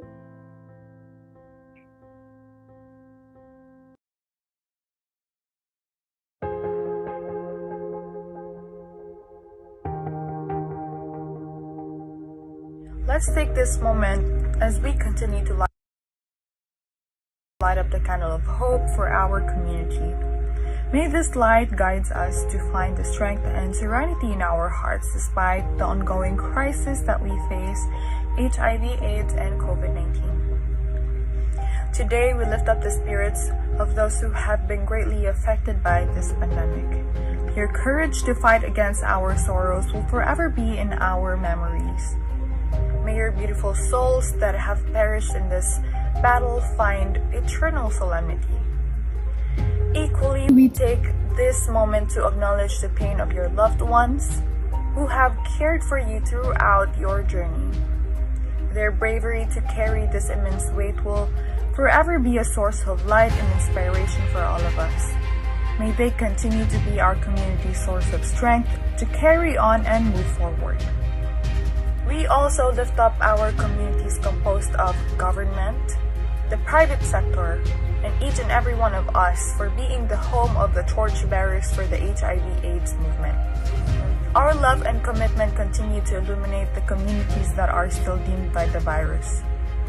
May we remain to have that burning passion for spreading the awareness and education about the disease and providing support and care to people who need them. We especially give honor to the medical staff, case managers, and volunteers who are continuously providing care and treatment to people with HIV across the country. You have enabled them to continue their lives and have a brighter perspective in life despite living with the virus. All these we lift up to the grace of our Supreme Being. May we inspire more people and communities to become that blazing motivation to rally for our noble causes of eradicating HIV and AIDS and the stigma attached to it.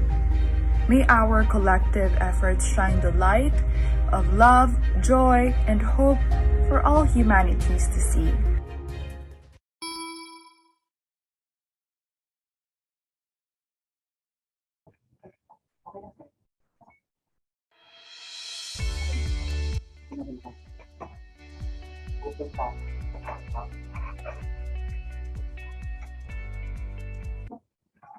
To give his closing remarks, let's all welcome our Vice President for Academics and Student Services, Dr. Rita A. Camiglas.